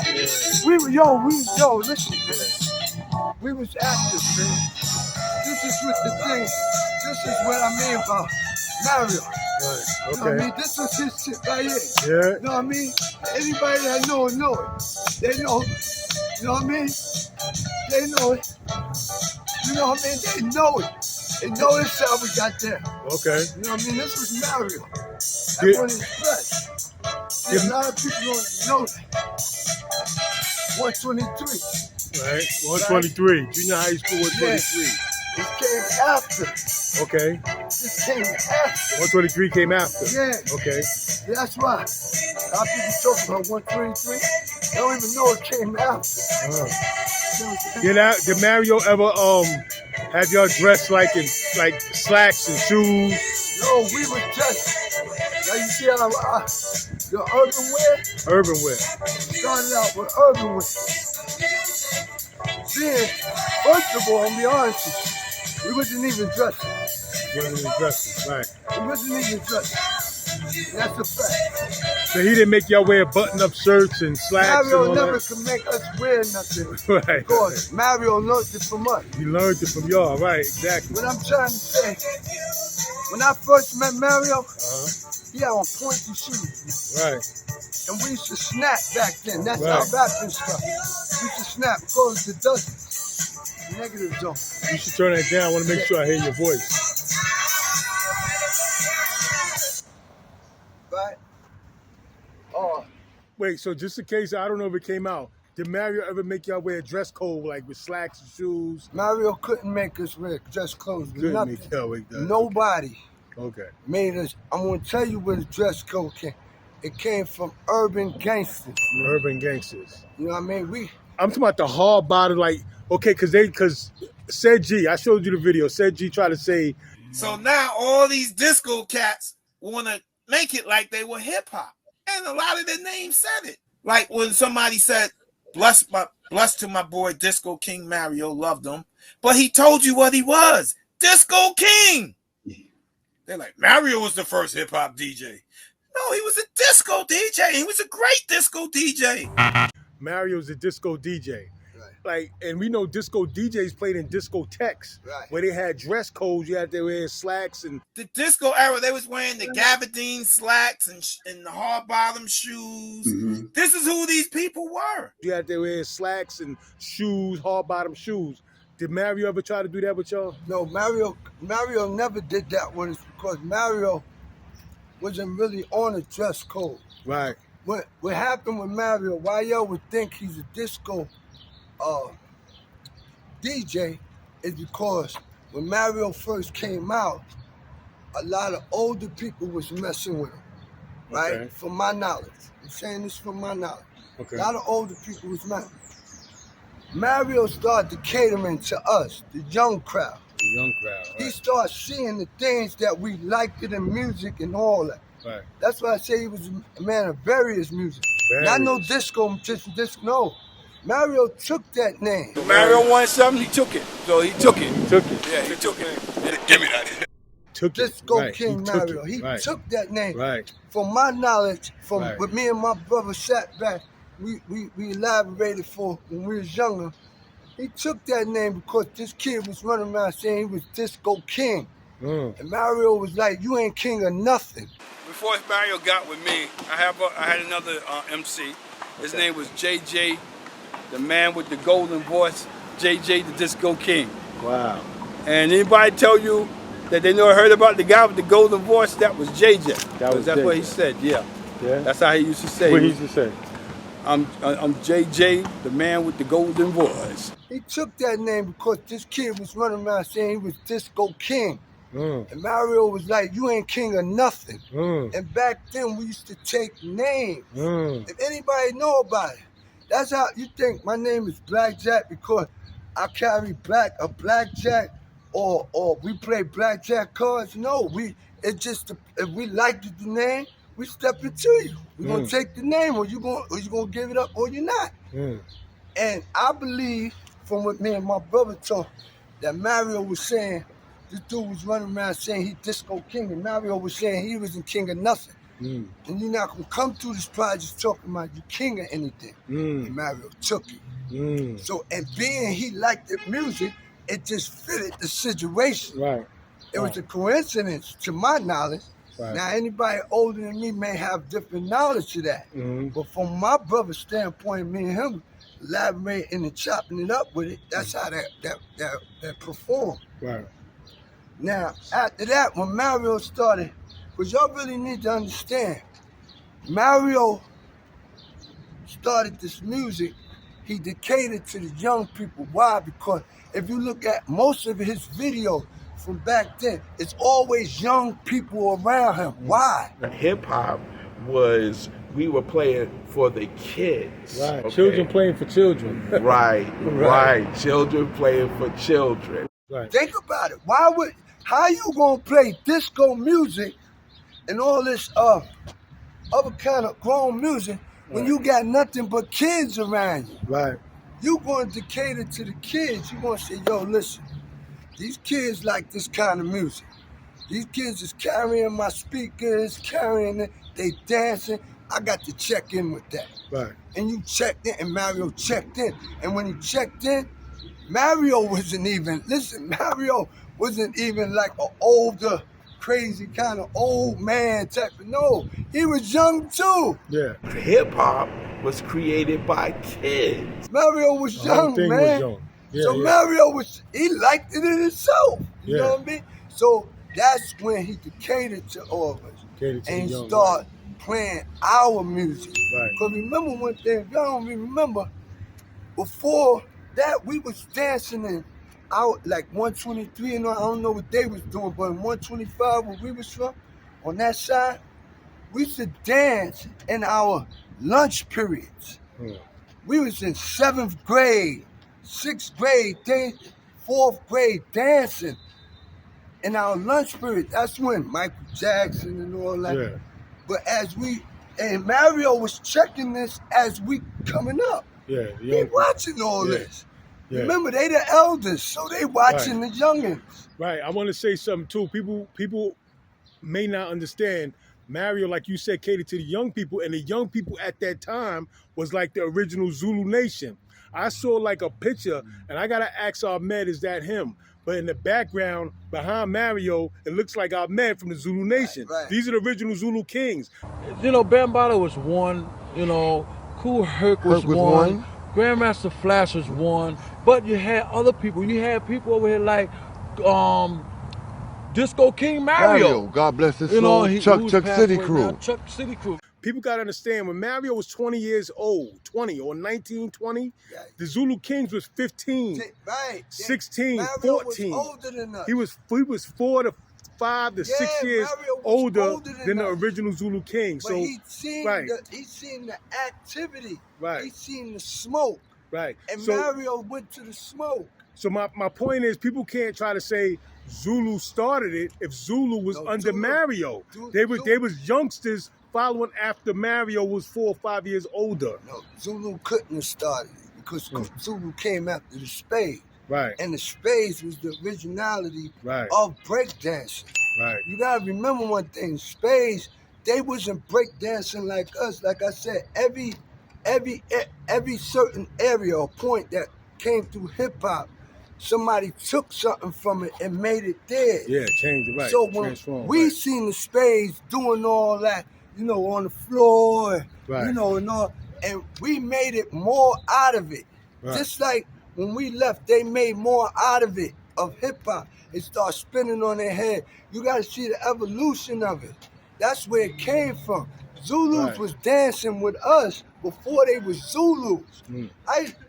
If you talk to Ahmad, you talk to any of them, we used to have big dance contests up in Bronx River and all that before you know, the Zulu Nation came into effect, man. Zulus was a backlash of the Spades. So can we say the Spades are the originators of the culture, of hip hop culture? Most definitely. It didn't come from, listen, the Spades was just them kind of dudes. They little glory stompers. Yeah. You know what I mean? They had, you know, because now you gotta remember one thing. If this is to my knowledge, if I'm right or wrong, because I know a lot of history on the Spades. Right. Right? Spades wasn't even had colors at one time. Okay. They was just dressing. Right. We didn't have, then when we started, Yeah. the jackets and all that. And even those colors, let me ask you this. Like those colors with the Spades on the back, and Monk said they used to put fur on and all that. I would compare those Spade colors to the later on to the Dapper Dan things. The trendsetters. Right. It's part of hip hop. We got our colors. We bought our boots. And we bought our furs, our fur collars, and all that. We had a culture. Right. And the culture looks exactly like what y'all call it hip hop. Always remember that real B-Boys that originally did the B-Boy, that's gang culture. It's not all gang culture, but that's a large part of it. These dudes were ready to scrap for theirs. I would compare those Spade colors to the later on to the Dapper Dan things. The trendsetters. Right. It's part of hip hop. Like them colors that they had with the fur, they was doing it up. What's the difference between that and Dapper Dan's? How Dapper Dan's was doing it. Exactly. You know what I'm saying? The Spades started. The original hip hop. Listen, Spades started making different, like first it was just regular colors. Then you had Guru, you know Guru. He started adding on and everybody, you know, all of the big, the elders, they start adding on to their colors. Right. You see what I'm saying? Right. Because that's when we start understanding about wearing colors and all that. We couldn't take them off. Nobody told us. You know what I mean? Spades is original and all that. You know, and the history of it coming from the Muslims and the Black Panther era. See what I'm saying? But the Spades and Mario, a lot of people don't know Mario wasn't a dresser at first. He got his dressing. A lot of people got their dressing from the streets. The streets was hip hop, nothing else. Always remember that real B-boys that originally did the B-boy, that's gang culture. If it wasn't for the streets, right. it wouldn't be no hip hop. Right. The streets, I'm talking about not just, I'm not even talking about like trying to paralyze like it's us, this and that. It was the culture of the streets. We coming to the parties. You gotta remember one thing, and this is real. When we came to the parties, right, that made the party. The party wasn't made by the DJ at this time. That's exactly right. It Being wasn't phased made right. by the DJ. It wasn't made by the DJ. Us. It was the street gangsters, the right. street, Exactly. whatever you was dances. at that time. It was the dances. Gangsta boogie, gangsta boogie, gangsta boogie, gangsta boogie. I'm watching the people dancing. A lot of people used to wait for some particular part of the records. I'm studying the floor. I was noticing people used to wait for them particular parts of the record to dance to, just to do that special little move.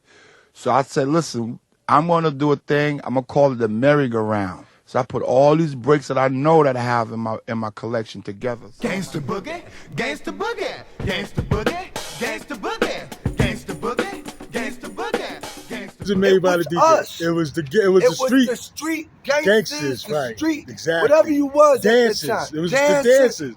The dances right. didn't come from Gangsta hip-hop. boogie. That was just dudes in the street dancing. Right. All you talking about, Eldorado Mike and all, I know all of them. Oh yeah, you God know? bless the Okay. dead, that's my dog, right? Eldorado Mike, all of them. I know all of them.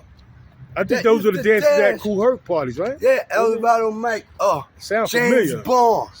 Oh, you knew that's them. my dudes, Oh right? yeah. What? Where they from? They street dudes? They was at they Cool from Herc. cross town. Okay. Eldorado Mike from Webster. Webster. Yeah, over there in Webster. Okay. That, I don't know if he was from 170 or Webster, but he used to. That area. That was his area. Claremont. Okay. James Bond from Echo Park and all that up in there. Okay. Anthony Avenue and all that. I don't know if that's exact, but that's where he used to roll. Area. Him and Vinny. You see Vinny on Facebook now. Vinny, Velvet Vinny. Okay. He'll tell you that's his man. James Bond is Vinny's man. That was his man. You remember them after you went to jail or before you went to jail? I knew them before I went to jail. Yeah. That's before the blackout. That was before the blackout. We was doing it before the blackout. Okay. You understand? When did you say you stopped? When would you say you stopped doing that breakdancing type of thing? I stopped breakdancing at 13. 13. Because I went to jail. When I came back home, I was like, oh. You went to jail at 13? I went to jail at 13. Turning 14 or 77? When the blackout came up, when all that light came up, Yeah. about 3 days later, we was gone, man. Okay. They had us all. Listen, we was in the streets hard. Listen, baby. This is a true story, and I'm not trying to glorify it. I'm just telling you a story that happened, that intervention with hip-hop. Okay. Hip-hop came from the streets. Listen, right. They used to call us the Little Rascals, the original Little Rascals. Because this is how serious we was in the street. I told you my brother-in-law was in the street. We came from the streets from Cypress Avenue. That's where I originally came from, Cypress Avenue. When we was on Cypress, you know how many gangs was on Cypress Avenue? Only knew one at that time, one nation at that time, and that was 5%. They was born in over there, 5%. But it was the young lords, the bachelors, all that. And listen, I remember we being young, we didn't even, this is before I even got the Bronx there. We was rumbling with the Golden Guineas up on Belmont Avenue. I was around 8 years old. Belmont Avenue. No, right. Probably about 6. Running with 6, my brother yeah. behind him, holding. You see what I'm saying? Your brother was down with the gangs over there? My brother was into everything. My brother was, that's what I tell you. I would never say I could walk in that dude. That dude was just different, man. I'm telling you. And anybody know him, it was different. He should have his own series. And people will tell you that. This dude was different, man. And he gravitated to everybody. It's a shame we didn't get him in the.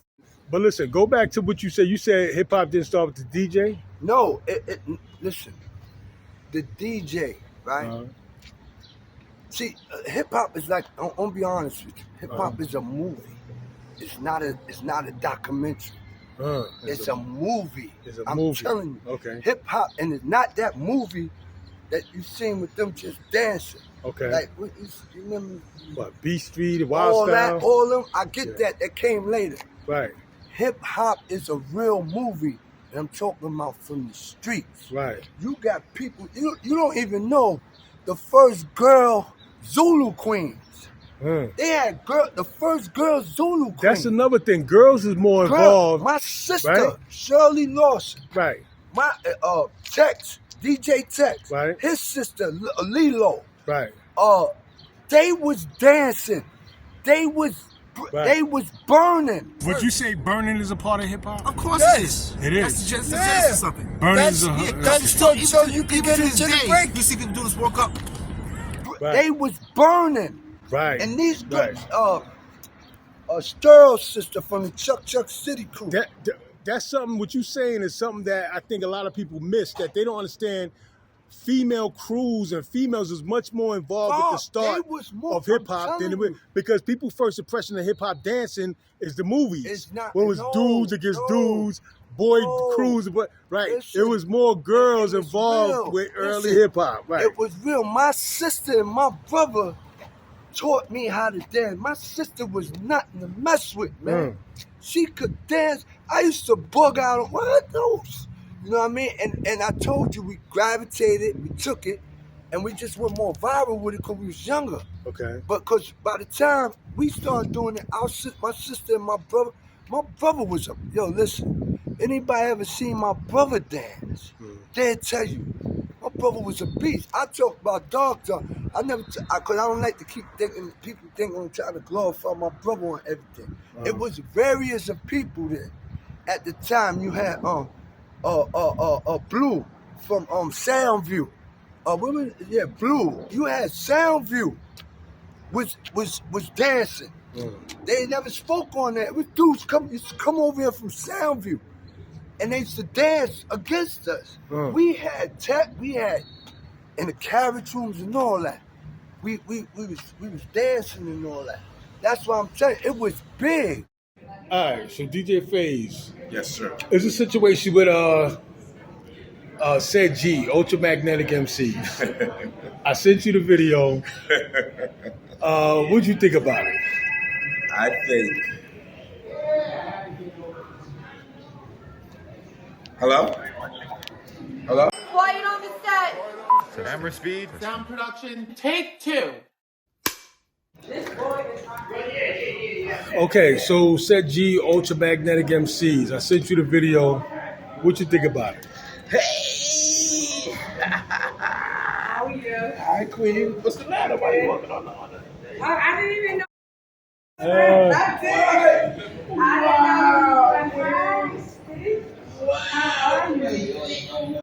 Action. Take 3. Okay. DJ FaZe. Ced Gee, I sent you the video of Ced Gee, the Ultramagnetic MCs. He said something about Mario. No, none of these people were doing hip hop. They were saying, I ain't no fucking B-boy. A B-boy was like a piece of spit. B-boy and B-girls. No. Mario played B-boy music. A B-boy was like a piece of spit. B-boy and B-girls. The disco era, they was wearing the gabardine slacks and the hard bottom shoes. This is who these people were. So now all these disco cats want to make it like they were hip hop. And a lot of their names said it. Like when somebody said, bless to my boy Disco King Mario, loved him. But he told you what he was. Disco King. How many disco DJs was running a gang? That was just a name. They're like, Mario was the first hip hop DJ. No, he was a disco DJ. He was a great disco DJ. Nothing wrong with it. He said it. I'm the Disco King. What do you think about that? Well, from what I heard, and this is the part that people don't understand. The first thing that I know, that if you have never saw Disco King Mario play or whatever, how can you say what he did? Okay. How can you say that he did something if you weren't there? So if he was there, he would know that Disco King Mario was not disco DJ. Okay. All right, he was not a disco DJ. Right. And when Mario was playing, the time when Mario played, disco wasn't even out yet. We wasn't even playing in the clubs and stuff like that. It wasn't playing the discotheque. No, not at all. You know, but that sounded good to say that we were, you know how younger people do. We couldn't get in no clubs. We couldn't get in no discotheque, you know, at that time. You know, because we were too young. And then plus with that, we wore sneakers, we wore jeans, we wore 69ers, we wore, you know, we didn't have the slacks and the pointy toe shoes and stuff like that to get into a discotheque. So if we had went the way we would dress to a discotheque, they would tell us, no, you're not getting in here. Right. Where you going? You're not getting in here. So Mario, as far as your knowledge, he never tried to enforce a dress code. Hey, sir. What's going on?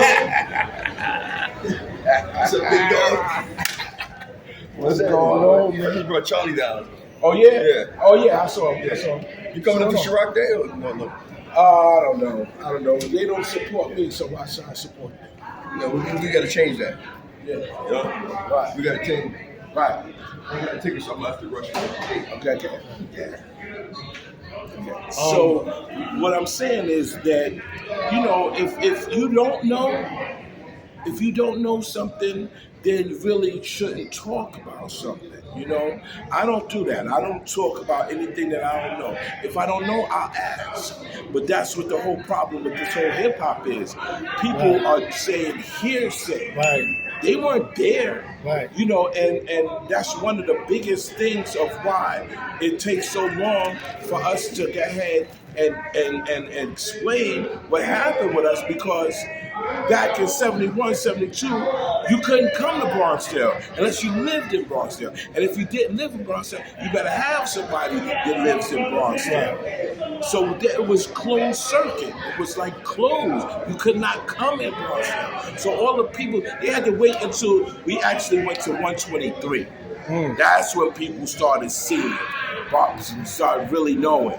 You see what I'm saying? Yeah. So after when 123 came, you know, it started being an open door for everybody. So Mario never tried to enforce a dress code with you or anybody. Never said you got to wear slacks and shirts and hard bottoms. For what? Let me ask you, did you ever hear about Mario DJing in the discotheque like in the 1970s? Never. Right. The only inside stuff was, like I said, the skating palace, the schools, right. You know, maybe do a house party here and there or whatever, but never. So Mario basically was mainly outside. Of course. Summertime, he was outside.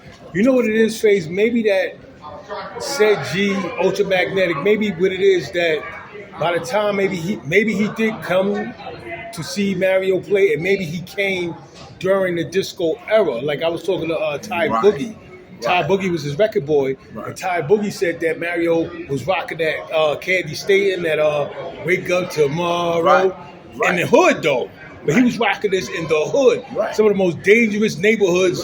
You know what I'm saying? Because at that time, that was the hit. That was the disco era. That was the disco era, yeah. That was the hit. So maybe dudes like Ced Gee came through when Mario was really the disco king, when he was rocking that. But like I said, now if he rocked that Candy Staten or Thelma Houston, those two records, you know, and then when 75 came or whatever, El Coco, Let's Get It Together, because that's when people were doing the hustle.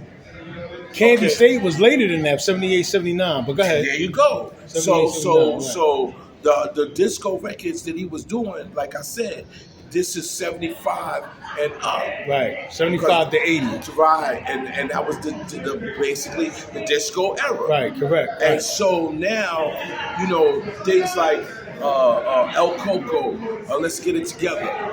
Those were disco, Dr. Savannah, Shay Shay LaVon, all of that. All of those were the disco records that were hustle records. And so that's another thing. See, from Bronxville, we were about the girls. The girl, we exactly. were about the girls. That's another thing that people are missing. Right. So he was rocking them disco records because that's with the girls. That's for the girls. Especially in our area, because I think that's when those buildings like Lafayette came up. There you go. Lafayette Morrison, the Scholar Building. So, and that's what you gotta think about. Right. So now Herc was playing for the dudes. Right. Okay. He was playing for the dudes. I think they had girls too. I think they had but he was playing more mainly for the dudes. Right. But no, you're right. And I want people to understand that that's another missing part of hip-hop history that a lot of people don't understand. Like, I think at the very beginning, it was more female involvement. Right. Because people's first impression of hip-hop dance is those movies where it was dudes dancing against dudes. Right. So they think hip-hop dance is just dudes against dudes. Dudes against dudes. And they don't understand at the beginning there was more female involvement. Right. And it was all about getting a female. So of course he was rocking that disco music. And in our neighborhood, they had Lafayette buildings going up, the Scholar buildings going up. And for those who don't know, these was more like affluent buildings where African Americans, exactly, that's my point. More affluent African American families was moving in those buildings, and when you got more affluent African American families, you got more girls, fly girls coming in. Right. You know what I'm saying? In the Soundview area. Right. So that's why Mario was playing that loud music for the whole everybody to come. Girls could come. Girls coming. Crews of girls. Crews of girls coming through. And that's what we see. Right. They don't understand that. They don't understand They can't that. understand that. Right. They can't understand it because they wasn't there. Right. So a lot of these people, they say all of this stuff. They were not there. They were not there. Right. And that's a big, big part of it. Another thing he said, his name, I forgot what he said, his name says it all, or his name. Right. But he don't understand. My message to Ced Gee is, he need to understand that Mario stole that name. Or better yet, I don't want to say stole. He took that name.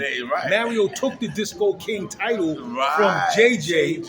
And JJ was in the Discotheques. Exactly. Him and Cool D. Right. JJ, the Disco King, was inside of Discotheques. Right. Mario was in the parks, and Mario took his name. Right. So you can't try to and that's what hip hop is. Hip hop is exaggerated names. You know what I'm saying? Like, that's what hip hop is. Having exaggerated names. There's no such thing as a grandmaster. Right. There's no How many such of the thing real as Grand Imperial. Are we gonna hold everybody to their name in hip hop? So that means all the grandmasters gotta be really grandmasters. Grandmasters. And that what? That Ced Gee called karate or Ced Gee called himself for Ultramagnetic. Was you really Ultramagnetic? Ultra.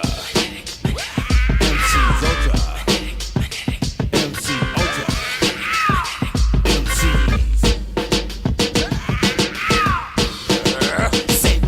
Right. You know what I'm saying? Did you play Ultramagnetic sounds? Was you really Ultramagnetic? Who did you attract? Like, was you really Magneto out? You know what I'm saying? So, yes. So that's part of hip hop, having names that, you know what I'm saying? Mario had a name Disco K, but he really never played the Discotheques. At least we don't know him for playing the Discotheques. I'm telling you, I'm there from the jump. I'm there from 71. And I'm telling you, no. He did not. No, he did not. Right. And that's just how it is, man. Right.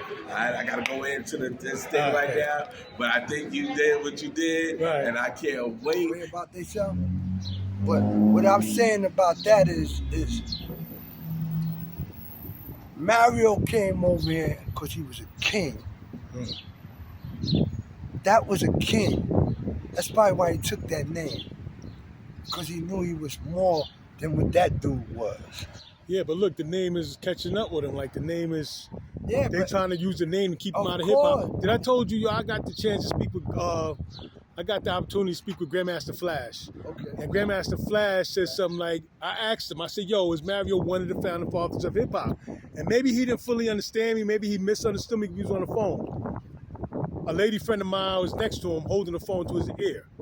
So maybe he misunderstood, but I asked him, was Mario one of the founding fathers of hip hop? He said, nah, Mario was a disco DJ. Let me tell you something. See? Flash. I got, you know what, Flash? I used to come to your parties back then. Yeah. I probably was one of the ones that they wouldn't even let in your parties, but you don't know about Mario because you don't know Mario. You only know of Mario. No. You know who know Mario? Who that? People in that project. That projects, right, okay. Them people right there. Okay. And that's a fact, man. Only ones that really know us, that come out of Bronx there, is us. We know each other. We may not like each other, we may have fought against each other, but we could do it to each other, but you couldn't do it to us. Right. We had transformed that whole project on you at one shot, man. You wouldn't even believe it. Right. You wouldn't even believe how that whole project, look, I'm talking about this is a bigger, listen, that project big as a, that whole project will formulate on you like a cloud out of the sky. Yeah. You'll be like, what the? Look, I don't want to disturb you. You said, yeah, you was flowing. You said, Flash really didn't know Mario, but go ahead. Flash. He said Mario's a disco DJ. Listen, Flash, first of all, Flash, you not, listen, I don't want to, listen, you're a king. Okay. But you're not a kid from Bronx. Okay. Ain't none of y'all, only but Tex, DJ D, Mario's family, brothers and them that was doing it before him, Mike Wayne, the Spades. None of y'all know Mario. His family know him. But outside, even Bam don't even know Mario. We know Mario. You know why? Because we was with Mario. We was there with him. And let me explain something to you. Because y'all think, Mario was a gangster, man. Y'all got this dude messed up. You got it fucked up, right? Got Mario. Yo, Mario, listen, man, and this is real talk. I ain't even gonna try to hold this, man. Mario was a gangster, man. Right. Mario was a troublemaker. Boy, he used to always start a lot of shit. He used to start shit? Yeah. He'd start up some shit and we'd be tearing shit up on Mario's, just on his request. Yeah. Right? Mario was not that dude, disco dude, man. Y'all got this dude fucked up. But see that, right? That's what we talk about, yo. Listen. Because you said the name, he took the name, right? Yeah. And that's what I say. He stole the name. I don't know if I want to say he stole the name. I can't say he stole it, right? But he took it, right? But that's the point. But look, it hurt him in the long run. That's my point. It's hurt him in the long run. You gotta understand why, because nobody knew no hip hop or no hip hop was coming into no effect. Yeah. Mario probably wasn't even nowhere thinking like no. Yeah. Come on, man. Nobody knew this was gonna go there. Yeah. Nobody in their right state of mind. This was streets, man. Yeah, streets. We thinking if anything, we're going to jail for it. Ain't none of us was doing nothing out there that we thought that was gonna make some money in urban society. Yeah. Everything was making money was on us. Mario, listen, man. Y'all got Mario messed up, man. Yeah. Y'all never seen the side of Mario that we see. Or we done with, or we was there with, this and that and the third. Not saying he was an elder to help out. And Mario, and remember, them our elders, they created something to take care of our projects and stuff. But that didn't mean Mario was a disco king. Right. Y'all got this messed up. Yeah. Y'all got that messed up. Mario used to be, listen, Mario, we come to 123, right? Right. This is one of my stories with Mario. We come to 123. Like Mario in there playing. Him, I think Bam is it. Because in 123 it's like you had a gym. Cut the gym in half. One side had one DJ, other side, I think Herculoids. We come up to the joint. Mario ain't even on the turntable. Somebody else on the damn turntable. Right. Mario is at the door, strapped up and all that. He looking at you like, what's up? Would you want to get in? You got to pay. Mario, why would listen? If this is his party, what is he doing at the door? Because he liked it, that smoke, man. Y'all got this dude. Mario wanted the smoke, man. Mario play that shit. I'm going over here, all these gangster dudes, and I want to see what's going on. Mario up in the bathroom with us and all that. We all in the bathroom smoking dust. Mario up in there with us like this. Come on, man. Who you talking about? Disco. Grandmaster Flash and Ced Gee, both of them trying to say the same thing. I said I get y'all. Listen, they trying to say the same y'all thing. saying that because you're going by his name. His name, right? I told you we took names back then. We took them. Yeah. Like we were Spades and whatever else that formulated out of that, right? Cases and all that. We was taking. That was our job at the time. We took shit. If you played yourself in our project, we taking that. That's a fact. Play yourself in that project if you want, or outside that project, anywhere. I'm not gonna even say just Bronx. I'm talking about you dudes know what I'm talking about. Our dudes, that street, y'all know what I'm talking about. Let any of them play with us out here in the streets at that time. And I keep telling you, I'm not glorifying. I'm just telling you what hip hop is. Right. It came from that. Right. You're talking about your fathers and all that. Y'all may be fathers, but Mario is the great grandfather. There you What's go. wrong with y'all? There you go. Y'all know it, and There it's you go. crazy because y'all know it. Y'all playing this, man. You know if Mario was here, he'd have all y'all under pressure. Stop playing with this, man. I don't want to say it like shit. I really don't want to make Mario look like a bad dude, man. Yeah. Because Mario is not a bad dude. None of us is. Right. But y'all know damn well, if Mario was here, he'll press every last one of you. Y'all been pressed on. Y'all would have been retracting your statements like a hell. Right. Y'all statements, all you would see on all over the place is retract. Fuck out of here. Y'all know I know. And y'all know, I'm young Blackjack, Y'all know I know. Right. Anybody that know. Even the elders. We respected the shit out of the elders. Why? We had to. That was law. That was law. Mario come from law, right? We to this day, all of us, we respect and we live by law of our elders. Why? Because that's how it is. We don't come out of our structure like that. And I'm telling you about one of my oldest brothers, Mario. Disco King Mario. He would have pressed this whole situation and shut all y'all down. You know it. Come on, stop playing with him. Stop playing with that man's face. Shimmy, stop playing with this boy, man. Y'all know this boy ain't no joke, man. And I'm not just saying no joke on the spade level. Y'all know in the street level he was no joke. Y'all know that. Yeah. Come on now. And I'm not, listen. And only reason you saying it because you don't know him. You can't know him if you saying that. Yeah. You couldn't have known him. Yeah, what'd he say? He was like, his name said it all. What'd he say? But he told you what he was. Disco King. They're like, Mario was the first hip-hop DJ. No, he was a disco DJ. He was a great disco DJ. There's nothing wrong with it. He said it. I'm the Disco King. His name said it all. What'd he say? He told you who he was. His name, Disco King. I'm telling you who I am. Do you think I play card game? It's just a hip-hop name. It's just a name. It's just a hip-hop name. He took it because the dude had it. From my knowledge, I'm just... From my... Because, listen, I'm from the gut of that project, man. Yeah. Let me be honest with you. And no, not trying to glorify it again. I'm telling you, and I'm telling you, young cats, right in the prime, go the peace way, man. Don't go our way. You see what happened to Mario?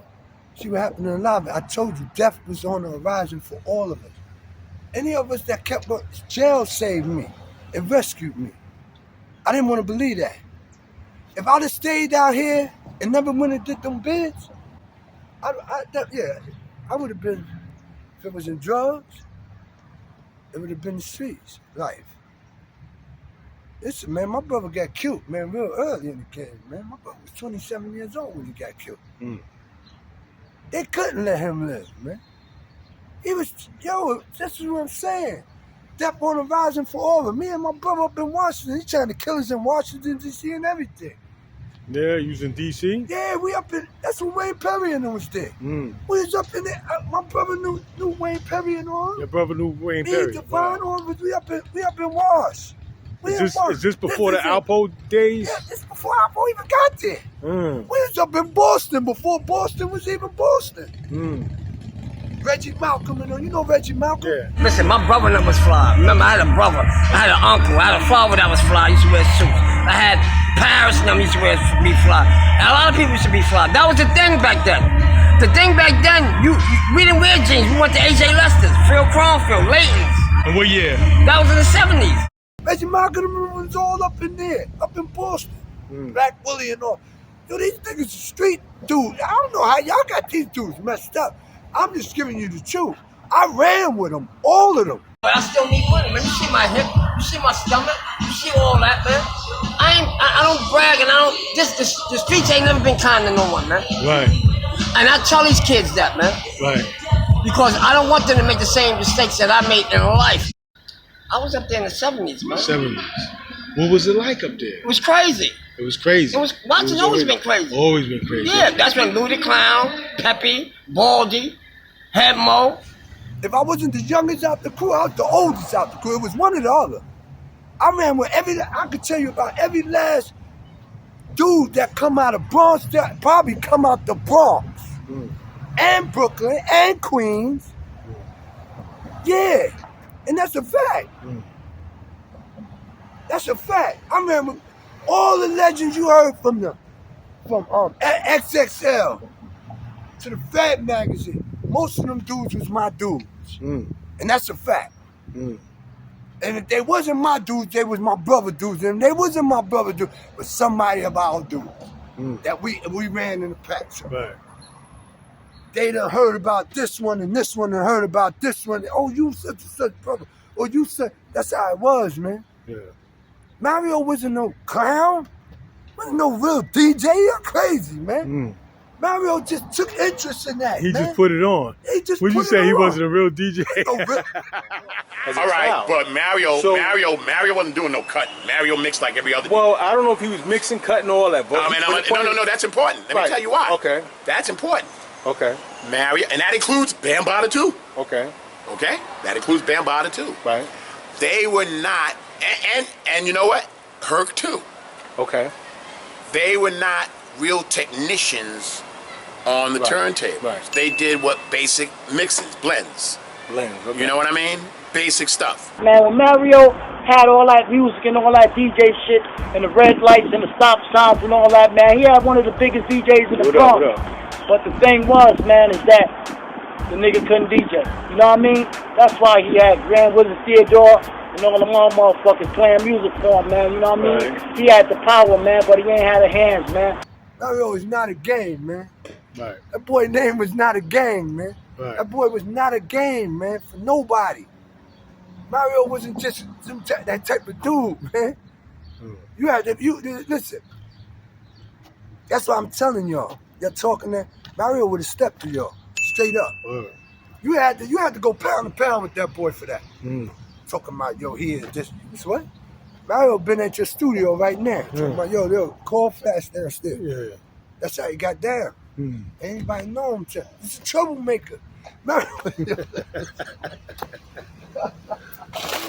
Mario, yo, that's my older brother, man. I could claim him. Yeah. I could claim Mario. I fucked with Mario hard body. My brother, all them elders, them are my brothers. Them are my older brothers. And they all know each other.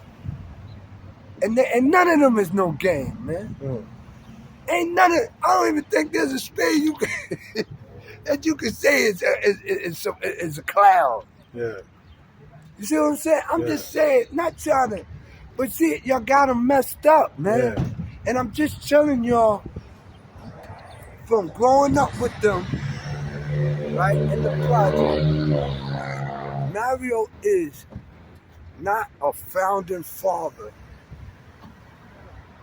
Mario is one of the pieces of the movie to hip hop, and that piece he is to hip hop is the whole key. But clarify that. You said he's not a founding father. What you mean by that? He didn't find shit. It found Mario. Okay. None of y'all found nothing. Okay. That shit found y'all through us. Yeah, I don't even agree with that term of founding father. Nah, ain't no. It shouldn't be no founding fathers of hip hop. It shouldn't be no How founding you fathers. find something that found you? Yeah, yo, I just want to make this clear for anybody who watch our channel. Even though I may use that word, it's only out of respect for like the elders, Charlie Rock and them. We can say it like did a great thing. Yeah, I mean, he's the person. He could be the father. He could be the father. You just want the male to get their credit. They're the grandfathers.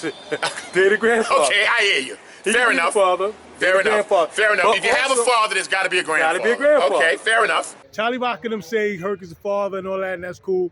But to me, there should be no fathers of hip hop. There should be no fathers of hip hop.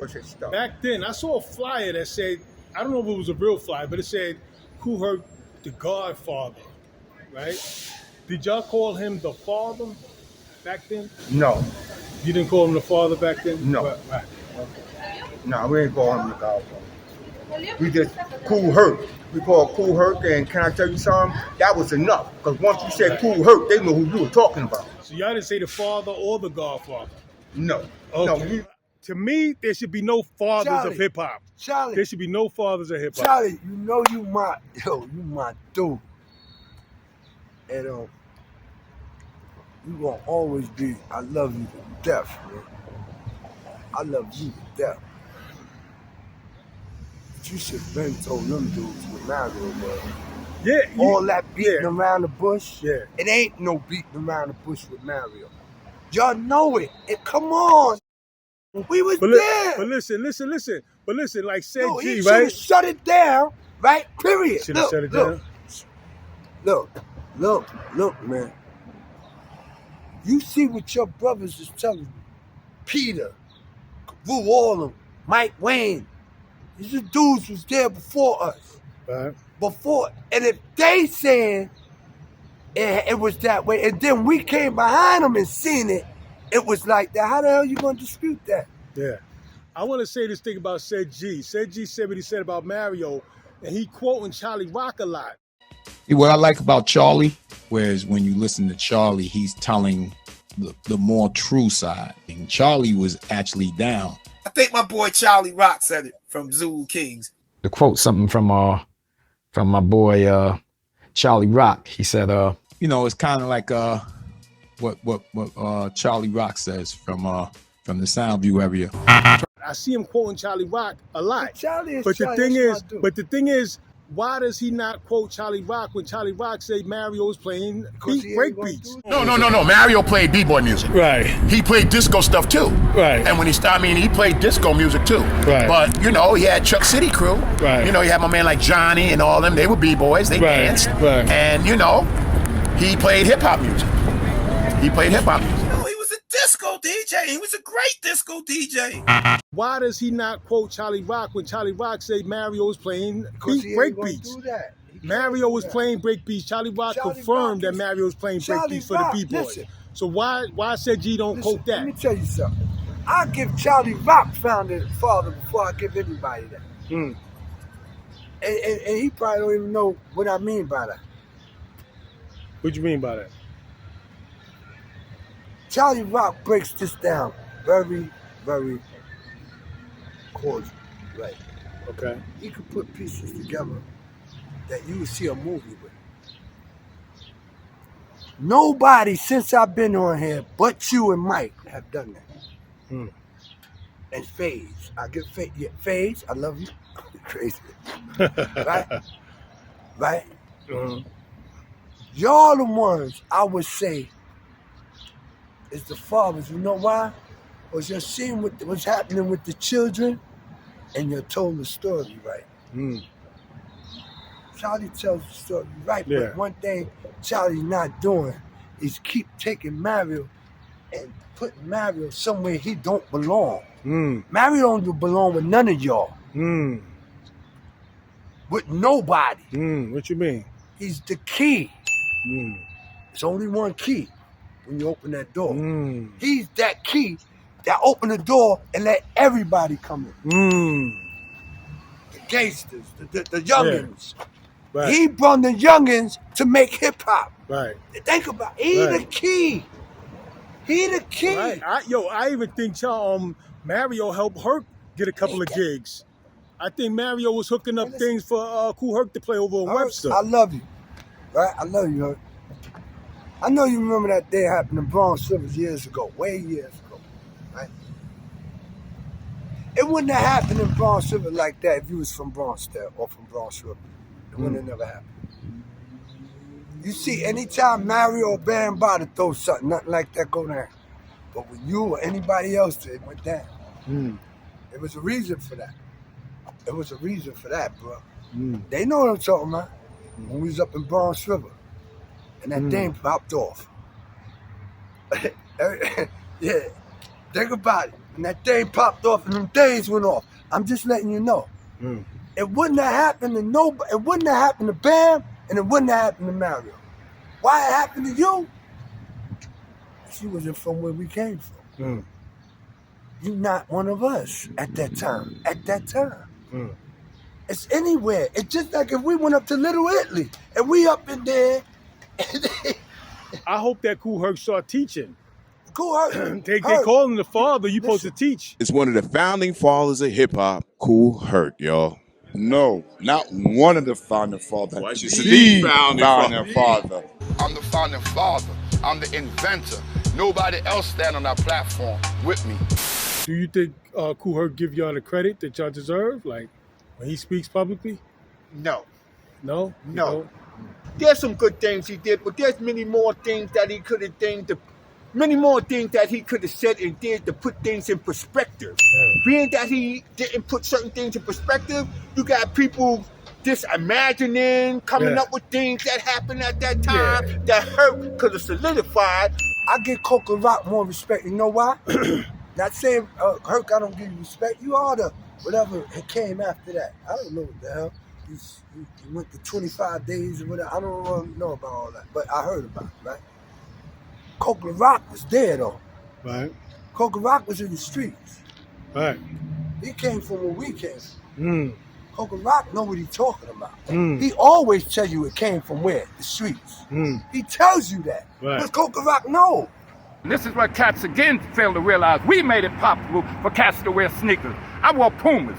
I wore all flavor Pumas, just the same way dressing, looking. I shopped at AJ Lester's. I wore G Money clothes. But Let's wait. go. We going too fast. Wait, hold on. I want to bring it back because I want to get a full understanding. Coca Rock older than me, so he got to know. All right. All the wearing gators and you know where the dressing came from in hip hop? Came from us. Dapper Dans. We up in Harlem. We up on 42nd Street. How you think we know that? We all over the place. So we remember, we wasn't dressing then. We was wearing jackets and boots. Remember, this was a gang written city, the Bronx. Yeah. It was nothing but gangs. Ain't nobody was dressing nowhere.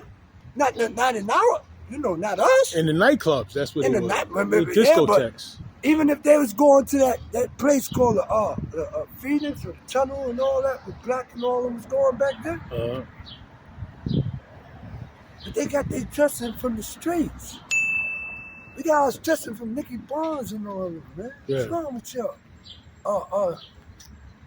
Rich Port, not Rich Port, Small Paul and all of them. Gangsters. You know who our predecessors is? Who that?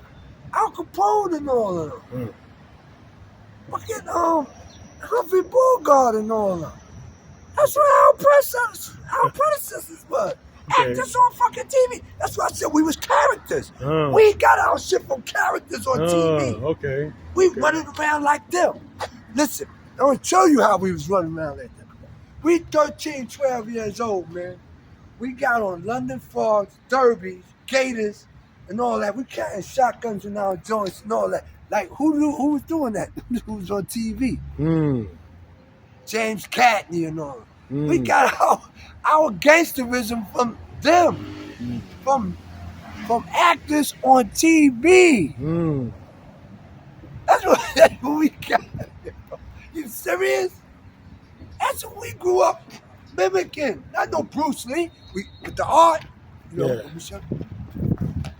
with the art we did, right? Okay. We got that from the Lee. Lee culturized us with that. We didn't mimic him because we couldn't. Nobody can mimic Bruce Lee. Bruce Lee is Bruce Lee. Right. But we was coming out them movies with geese on and all that. So come on, let's go. Yeah, we was doing all that on 42nd Street and all that, coming out there. And then we start watching Al Capone and seeing all the movies, White Heat and all that. Remember, we had TVs. You had to take the antenna and walk outside. Is it clear yet? Is it clear yet? We didn't have remotes. You know, is it clear your TV? Yeah, put aluminum foil on the antenna. So, who else? That's who we was mimicking. Now listen, it's crazy. Why we didn't keep mimicking the gang culture? Why? Because it wasn't as attractive to us. We went with attraction, image. You know what I mean? Yo, listen, man, we 11, 12 years old, man. Listen, man, we got gators, we got Bally's wasn't even out there. We got lizards, gators. That's man. Teenagers going to AJ wrestling, Laytons and all that, man. Laytons. I was wearing lizards at the age of 14. My brother and them taught me how to dress. My brother, how I started dressing, my brother started giving me his clothes. Like if he couldn't fit them, but Brad, put those on, man. Put those on. I started putting them on. Then when we started getting money, I started buying my own. And then we went this way. See what I'm saying? I'm telling you, hip hop is a movie, man. It's not a documentary or nothing, man. Hip hop is a big ass movie that if somebody put it together right, like yourself, that shit gonna be phenomenal.